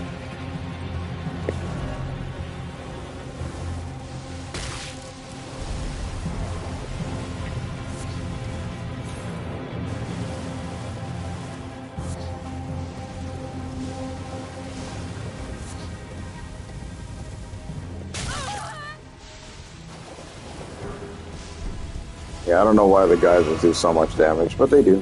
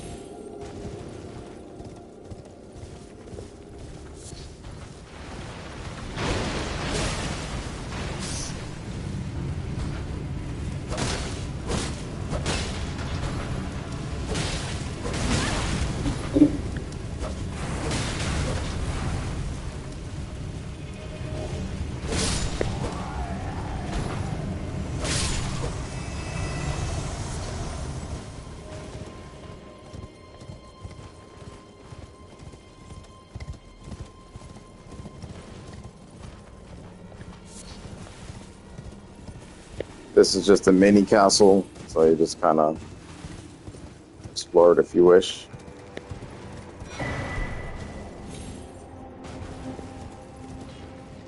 bit of a war going outside here.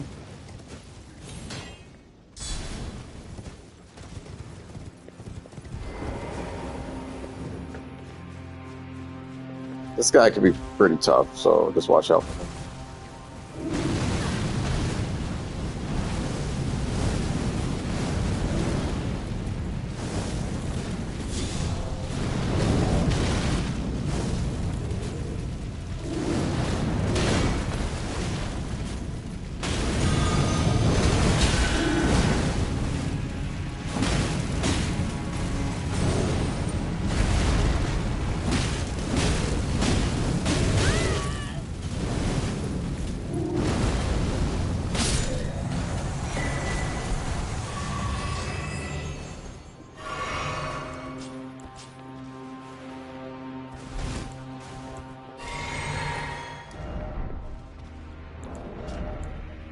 Beating him, you get a great hammer, the Prelate's Inferno Crozier.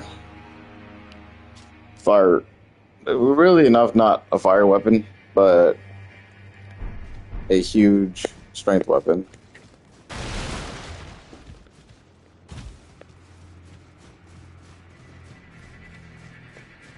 The Astral War Prelate's charge is pretty much just put the hammer down, kind of ram through a bunch of things, and then lift and slam.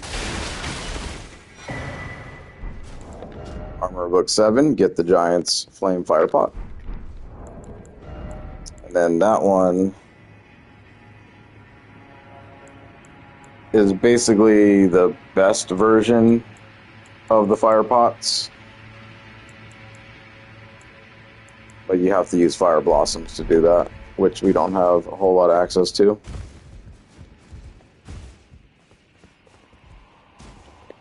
And they use your ritual pots instead.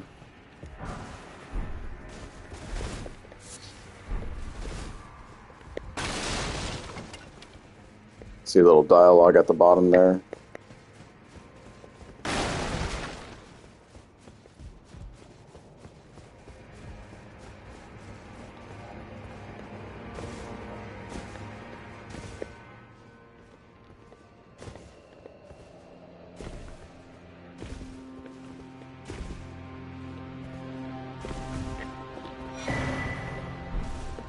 Come here for the Fire Scorpion charm.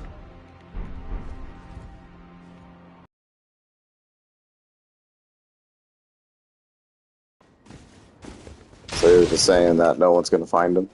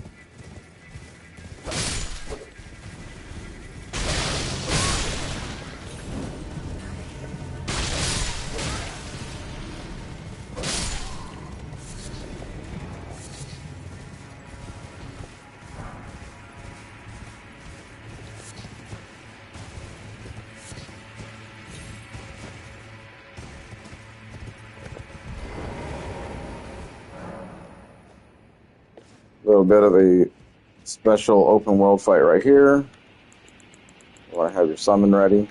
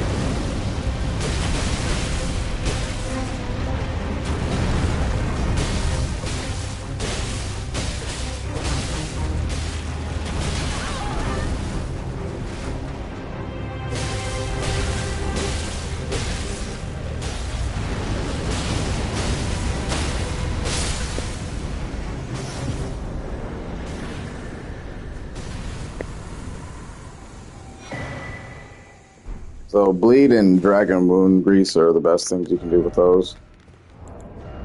And you get a new dragon communion power. Honestly, not that great though. I think it's like a magma pool.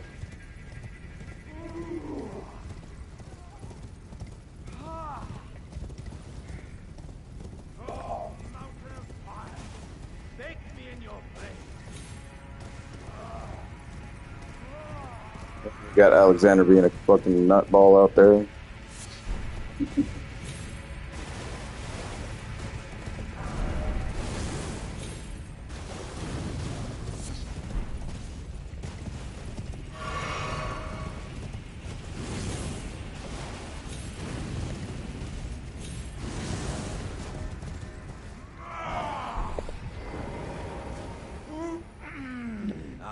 Good lady.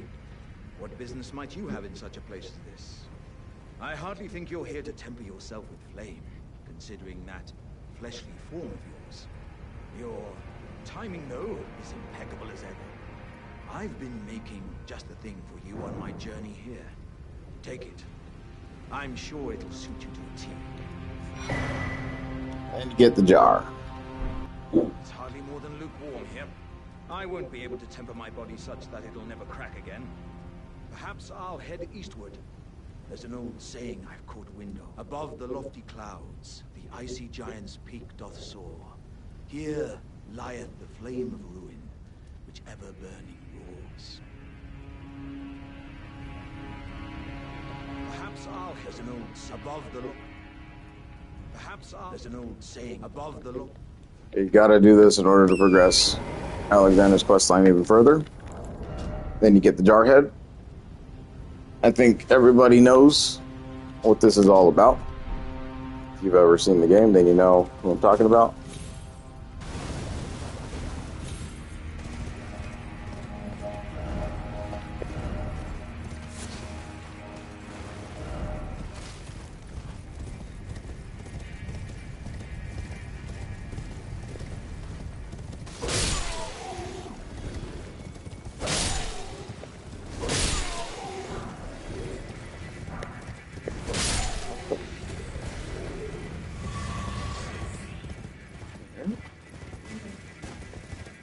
I get a package.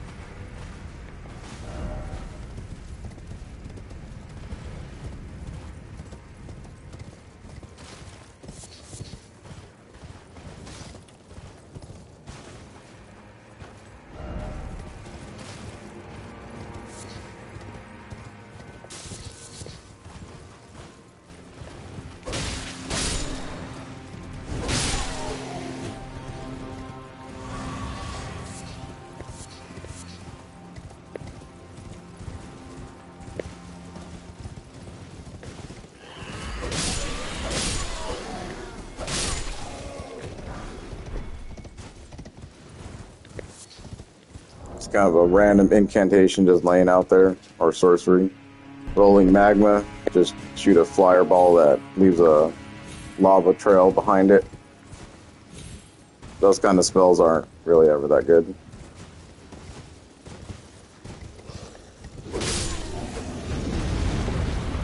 Okay, we do want the bear.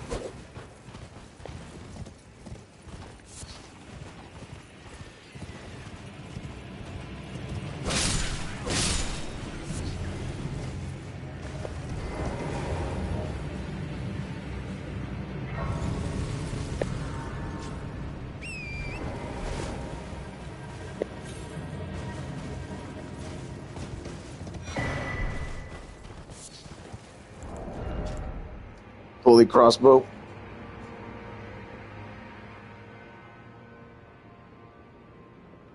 Okay, so you can be firing a bunch of bullets at once. Much like the pulley bow that we got earlier from Galen. And that's probably the only crossbow that I'll ever recommend outside of the Arbalest. Just for straight up DPS only.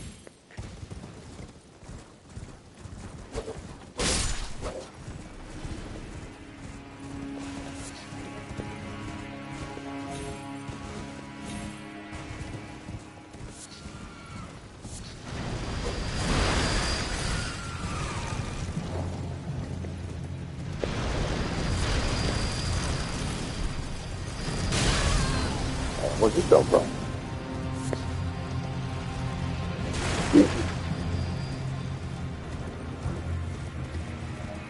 Do you want to take out the wizard?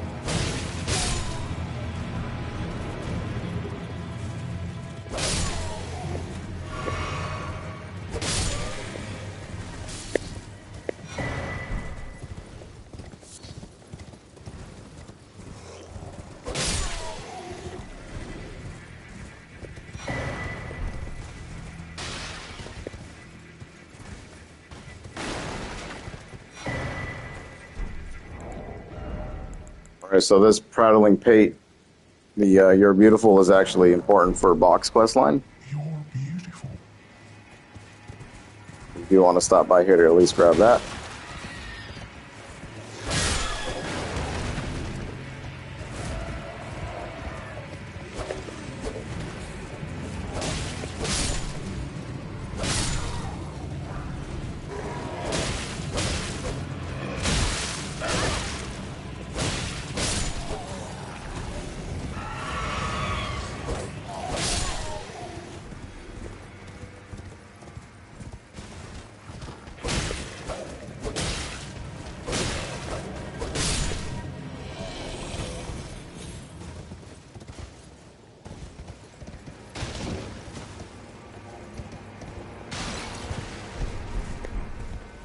Get more sorcerer robes now.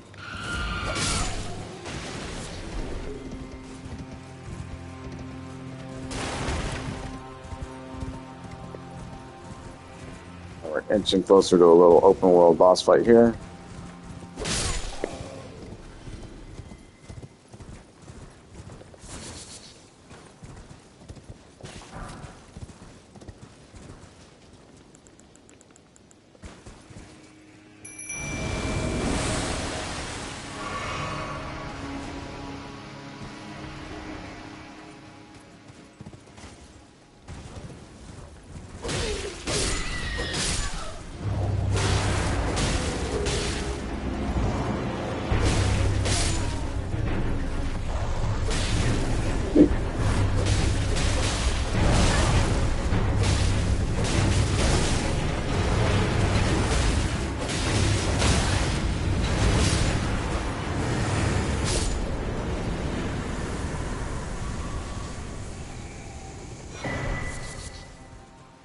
Get another memory stone.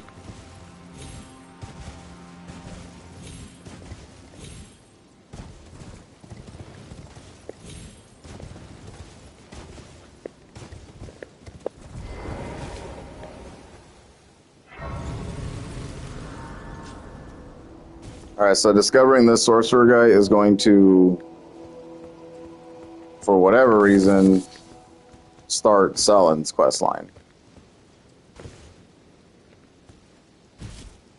He's gonna have to wait.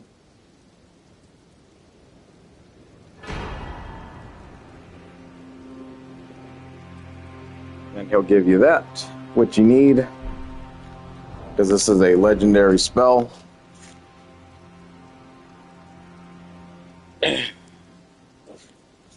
So the Comet Azure, it's fairly powerful, very, very powerful. Obviously 3 slots used for that one. It's your Kamehameha blast right out of your staff. There's actually a lot of interesting setups with that. If you use your Wondrous Physic Flask, where you can just go in and just absolutely melt any boss in the entire game. But he's kind of stuck, like a weird ass.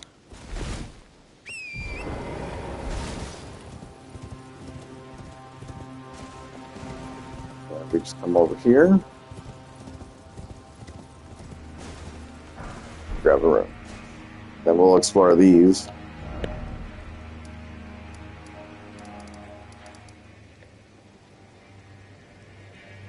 Let's go ahead and put a marker down here.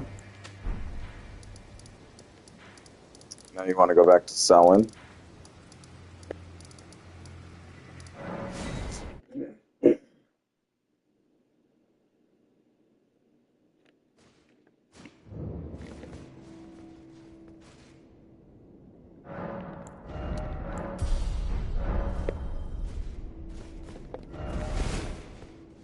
There you are. Shall we commence? What's this sorcery, my apprentice? Ah, then you have seen Master Azure. Master Azure was a founding Glintstone sorcerer, and my first teacher. A stern judge of men. But he must have seen something in you. You make us both proud. We can speak more later, my apprentice. If you recall, I was exiled from the Academy of Rea Lucaria. It was for attempting to restore the primeval current of Glintstone sorcery. The toothless pedantry peddled by the Carian royal family can rot for all I care. I want Glintstone sorceries that open our minds, unbound by terrestrial taboos, no matter what we give in return.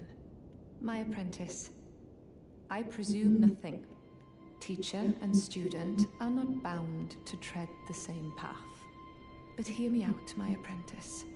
I need your help to restore the primeval current of Glintstone sorcery. Perhaps this is a journey we could take together. Splendid.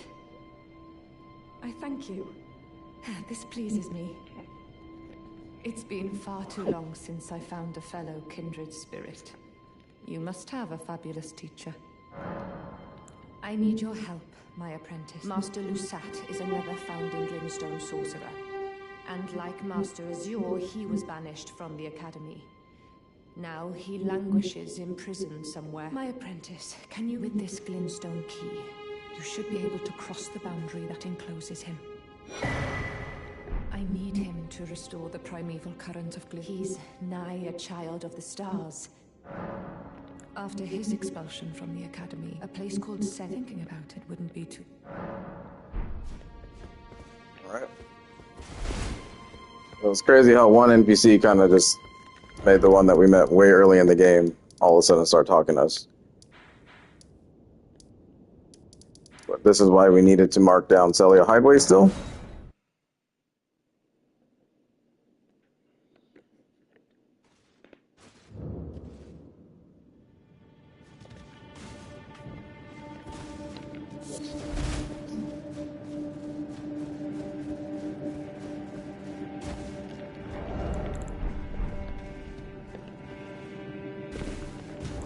Let's take a look at the key here.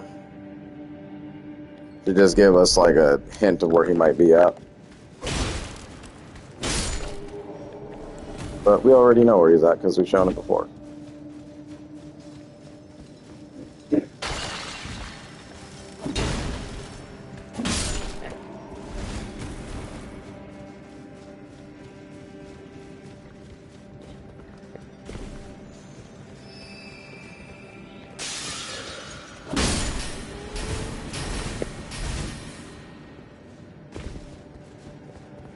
This is the path. You want to drop, drop, drop. Watch out for this guy.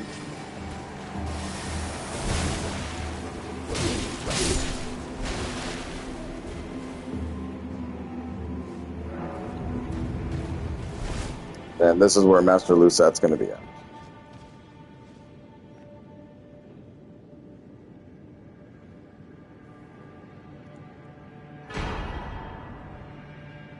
Stars of Ruin is an interesting one. Shoots like the most amount of little magic bolts at everything, but still pretty weak in the damage department.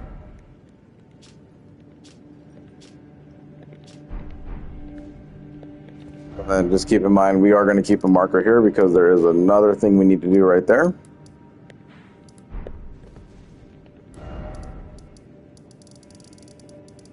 Also along with Primeval Sorcerer dude on here.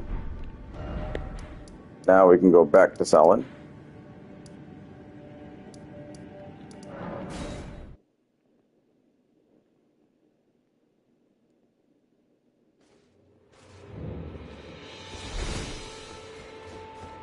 My apprentice, I have the form you see before you is merely a projection.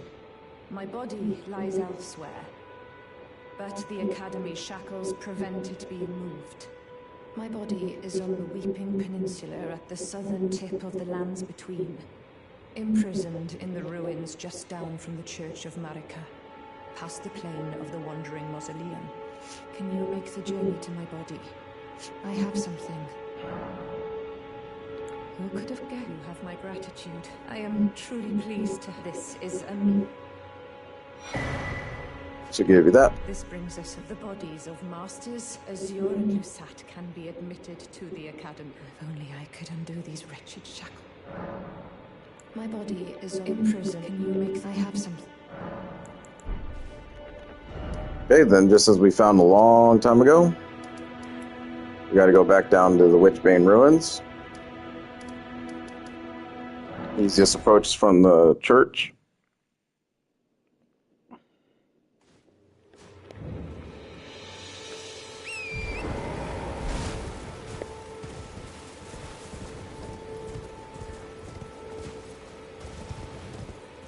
Looks like a simple drop, but be careful because sometimes you die here.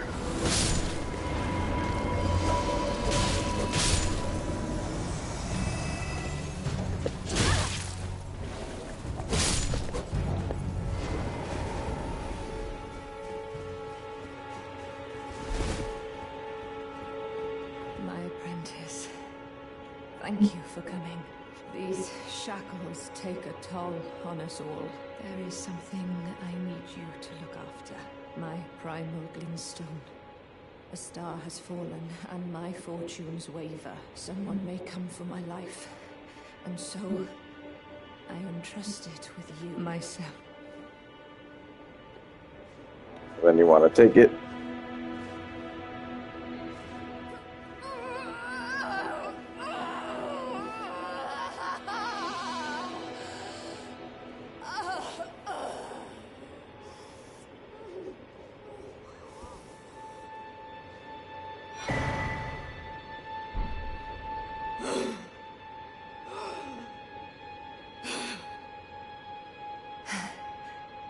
Thank you, my apprentice.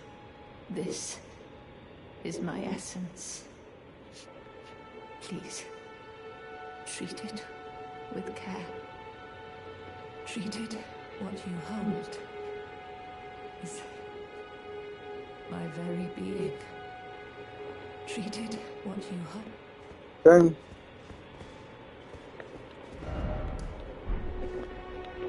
Take a looking at that. Essence of Primal Glintstone is a sorcerer's soul. If transplanted into a compatible new body after the original body dies, the sorcerer will rise again.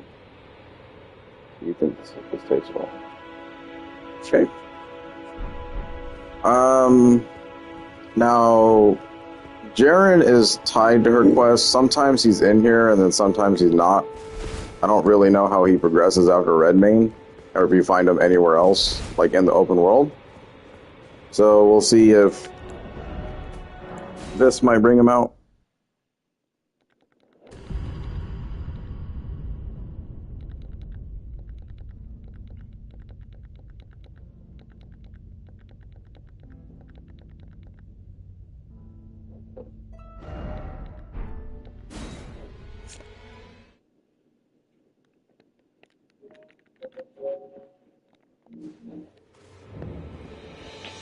It does. Ah, well met. I hardly expected to see the champion of the festival here, of all places. You didn't know Selen, did you? Well, whatever the case, she's dead. Just put it behind you. She was known as the Graven Witch. Obsessed by the primeval current, countless sorcerers fell to her. The most dangerous mage in the entire history of Rhea Lucaria's academy. It is strange, though. The woman, she was like a husk. Her soul already fled. I suspect Selen lives on elsewhere. I'm sure she'll turn up eventually, in another body. A sickening thought, but one that won't stop gnawing at me. I suspect Selen, I'm sure she a sick. Like I said, I don't know. Jaren doesn't really make like a big mention about things. He kind of is very cryptic about leaving Redmane Castle. So if he's anywhere else to be found in the world, I don't know where he's at. I just always found him here.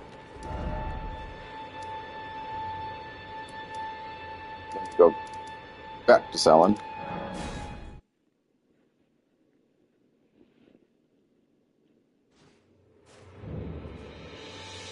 Still squished.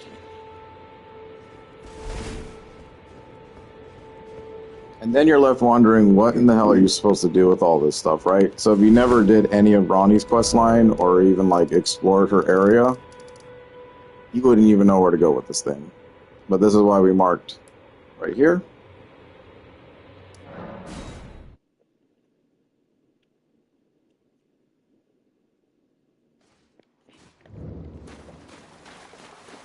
We never won.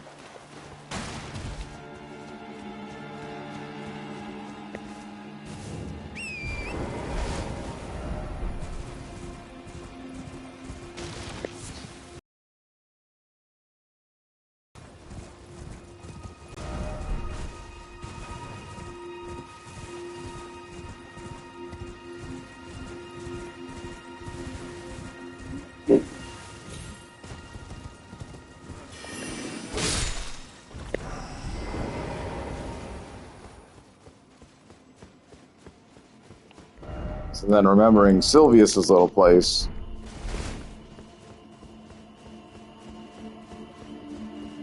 we actually found a Selen body double.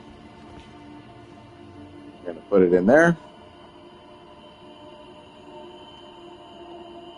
My apprentice. Just how long has it been? Thank you. You've helped me fill a new body once again, and it's truly a gem. Young and full of vigor, a snug fit for my primal glintstone. Better still, I've shed those awful shackles. Finally, I can return to the academy to expel the Karian royal family and restore the primeval current. My dear apprentice. Finally, I can expel. Alright. Then she doesn't really tell you where to go, but you're going to head over to the Grand Library.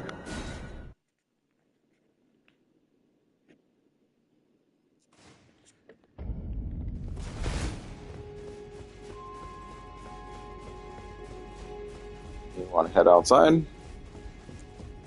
And you're going to be faced with two choices here. So you can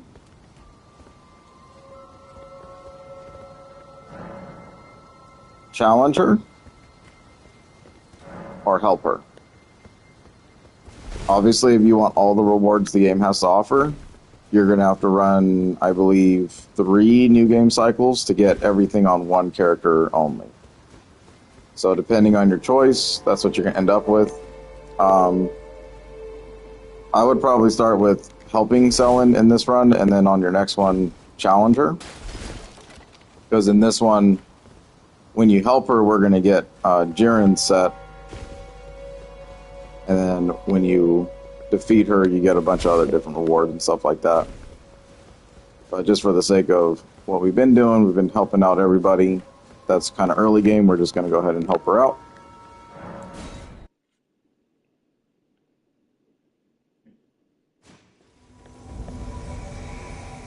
Jaren, bringer of my death.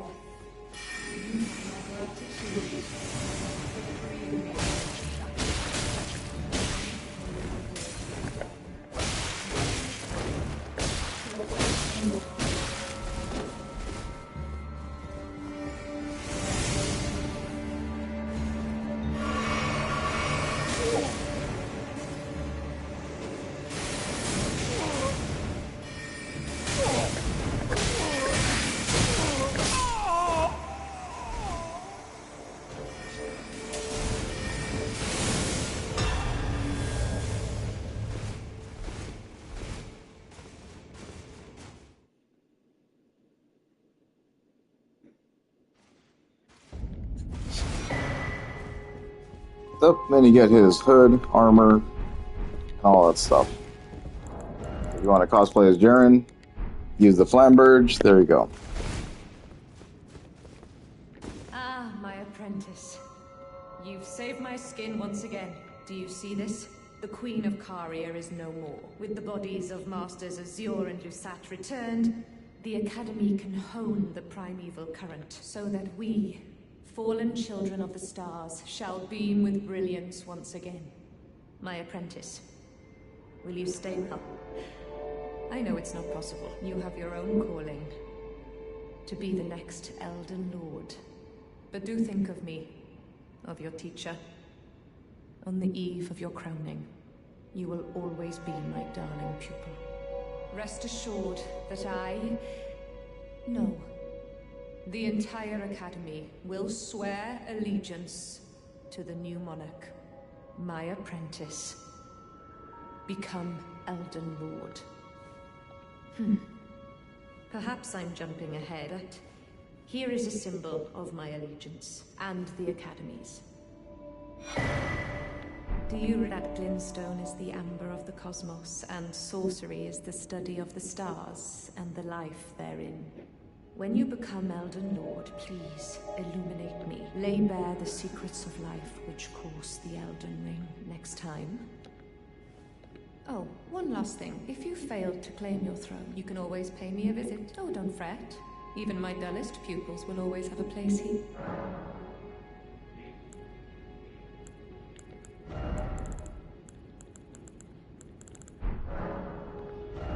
So the only thing that really happened with that whole quest is that you learned Shard Spiral and Glintstone Stars, I think are the new spells. So she's really hype about all this, telling us to go fulfill our destiny and all that. Glintstone Chris, Magic Dagger, unfortunately not that great. But a unique reward for that quest line. And then you're gonna rest. And Selen is no more.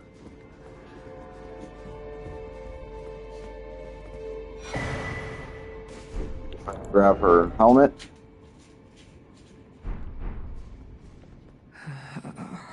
My...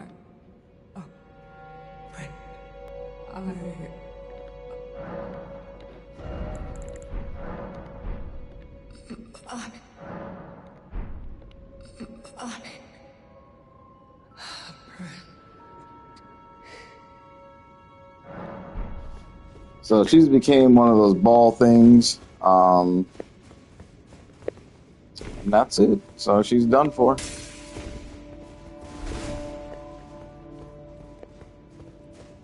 But defeating her, you'll get the bell bearing and whatever.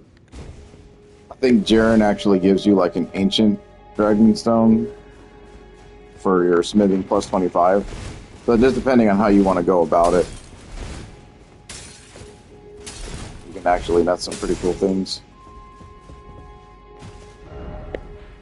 But that is Selen all wrapped up.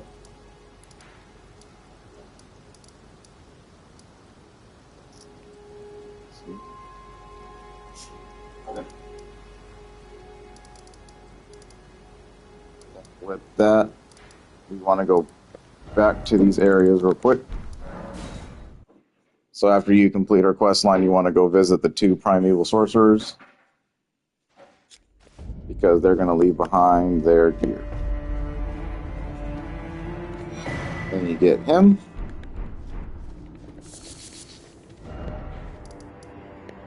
Go all the way back to the hideaway.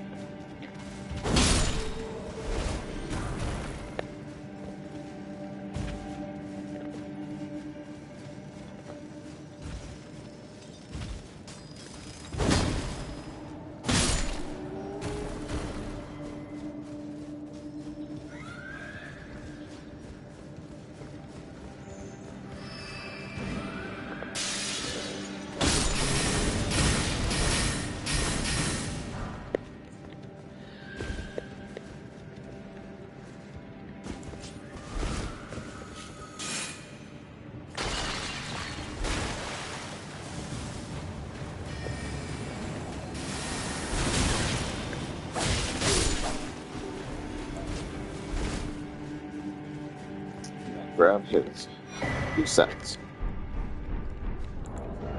Hey, these uniforms are unique. I think one of them actually like increases your power. Yeah, there you go. Increases your power at the cost of additional FP consumption. So if you want like a really good mage build, Lusat stuff is the way to go.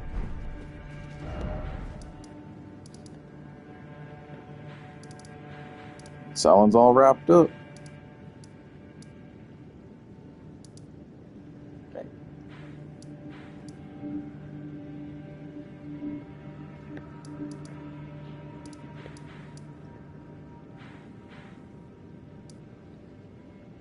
Now we want to go on ahead and take care of. Let's see here.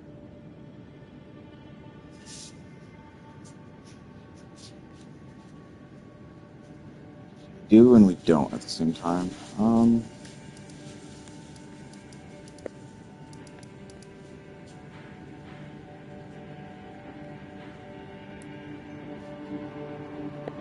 Let's go ahead and continue with Millicent's quest. So you need to go here for Millicent's quest, the Shaded Castle Ramparts.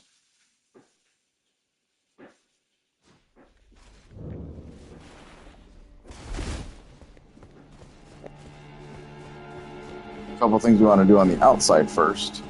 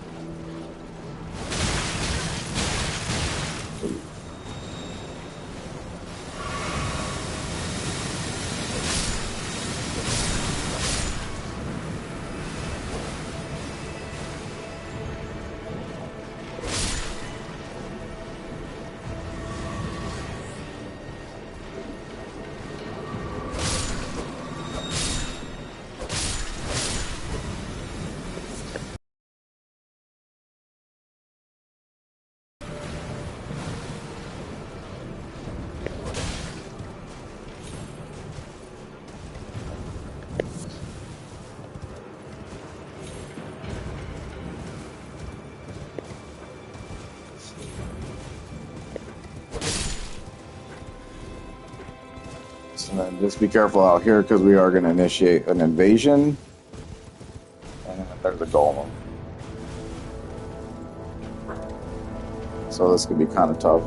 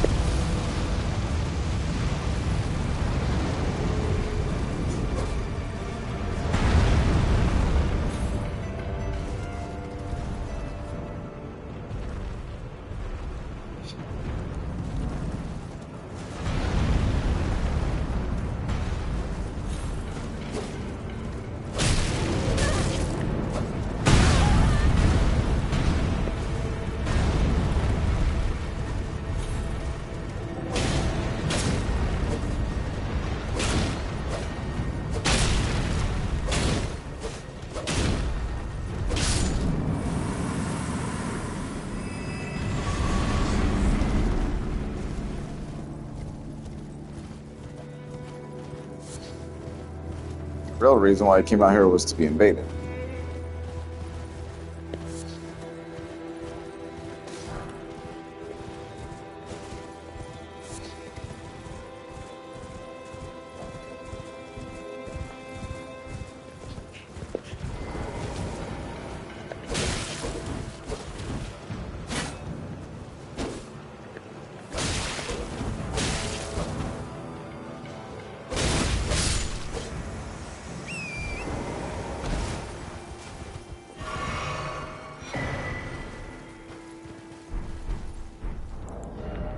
Get you the Mirai set.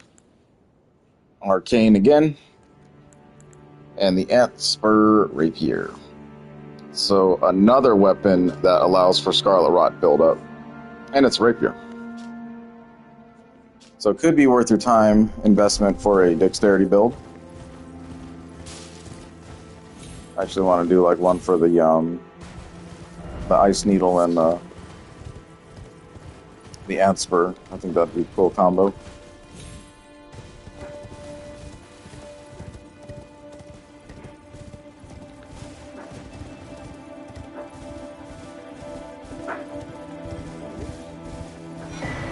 Grab that. Then there's really nothing else behind here. Off onto that side. We'll check it. I don't remember if there's anything special.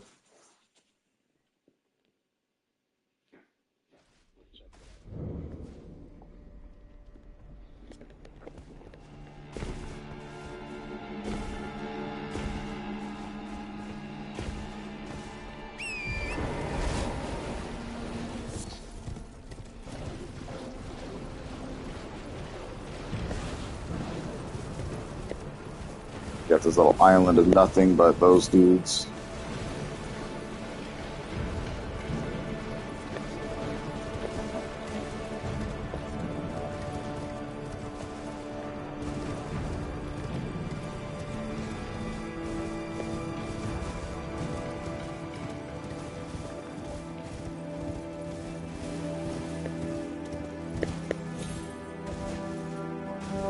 Doesn't seem like anything else.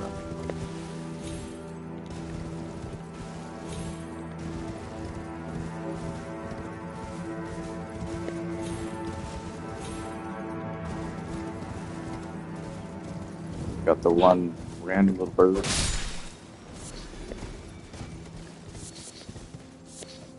Some rare flowers, I guess. That's about all you get from here.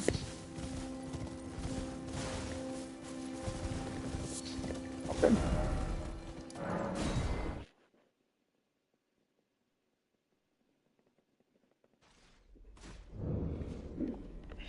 So I think we took on quite a lot.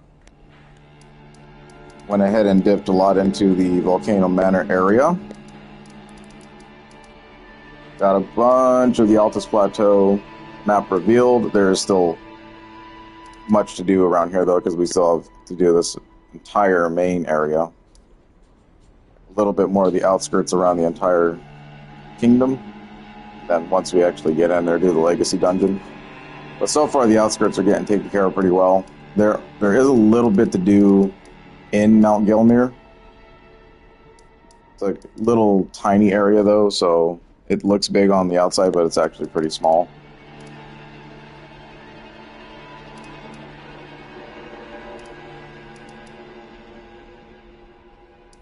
Alright, we're on a break.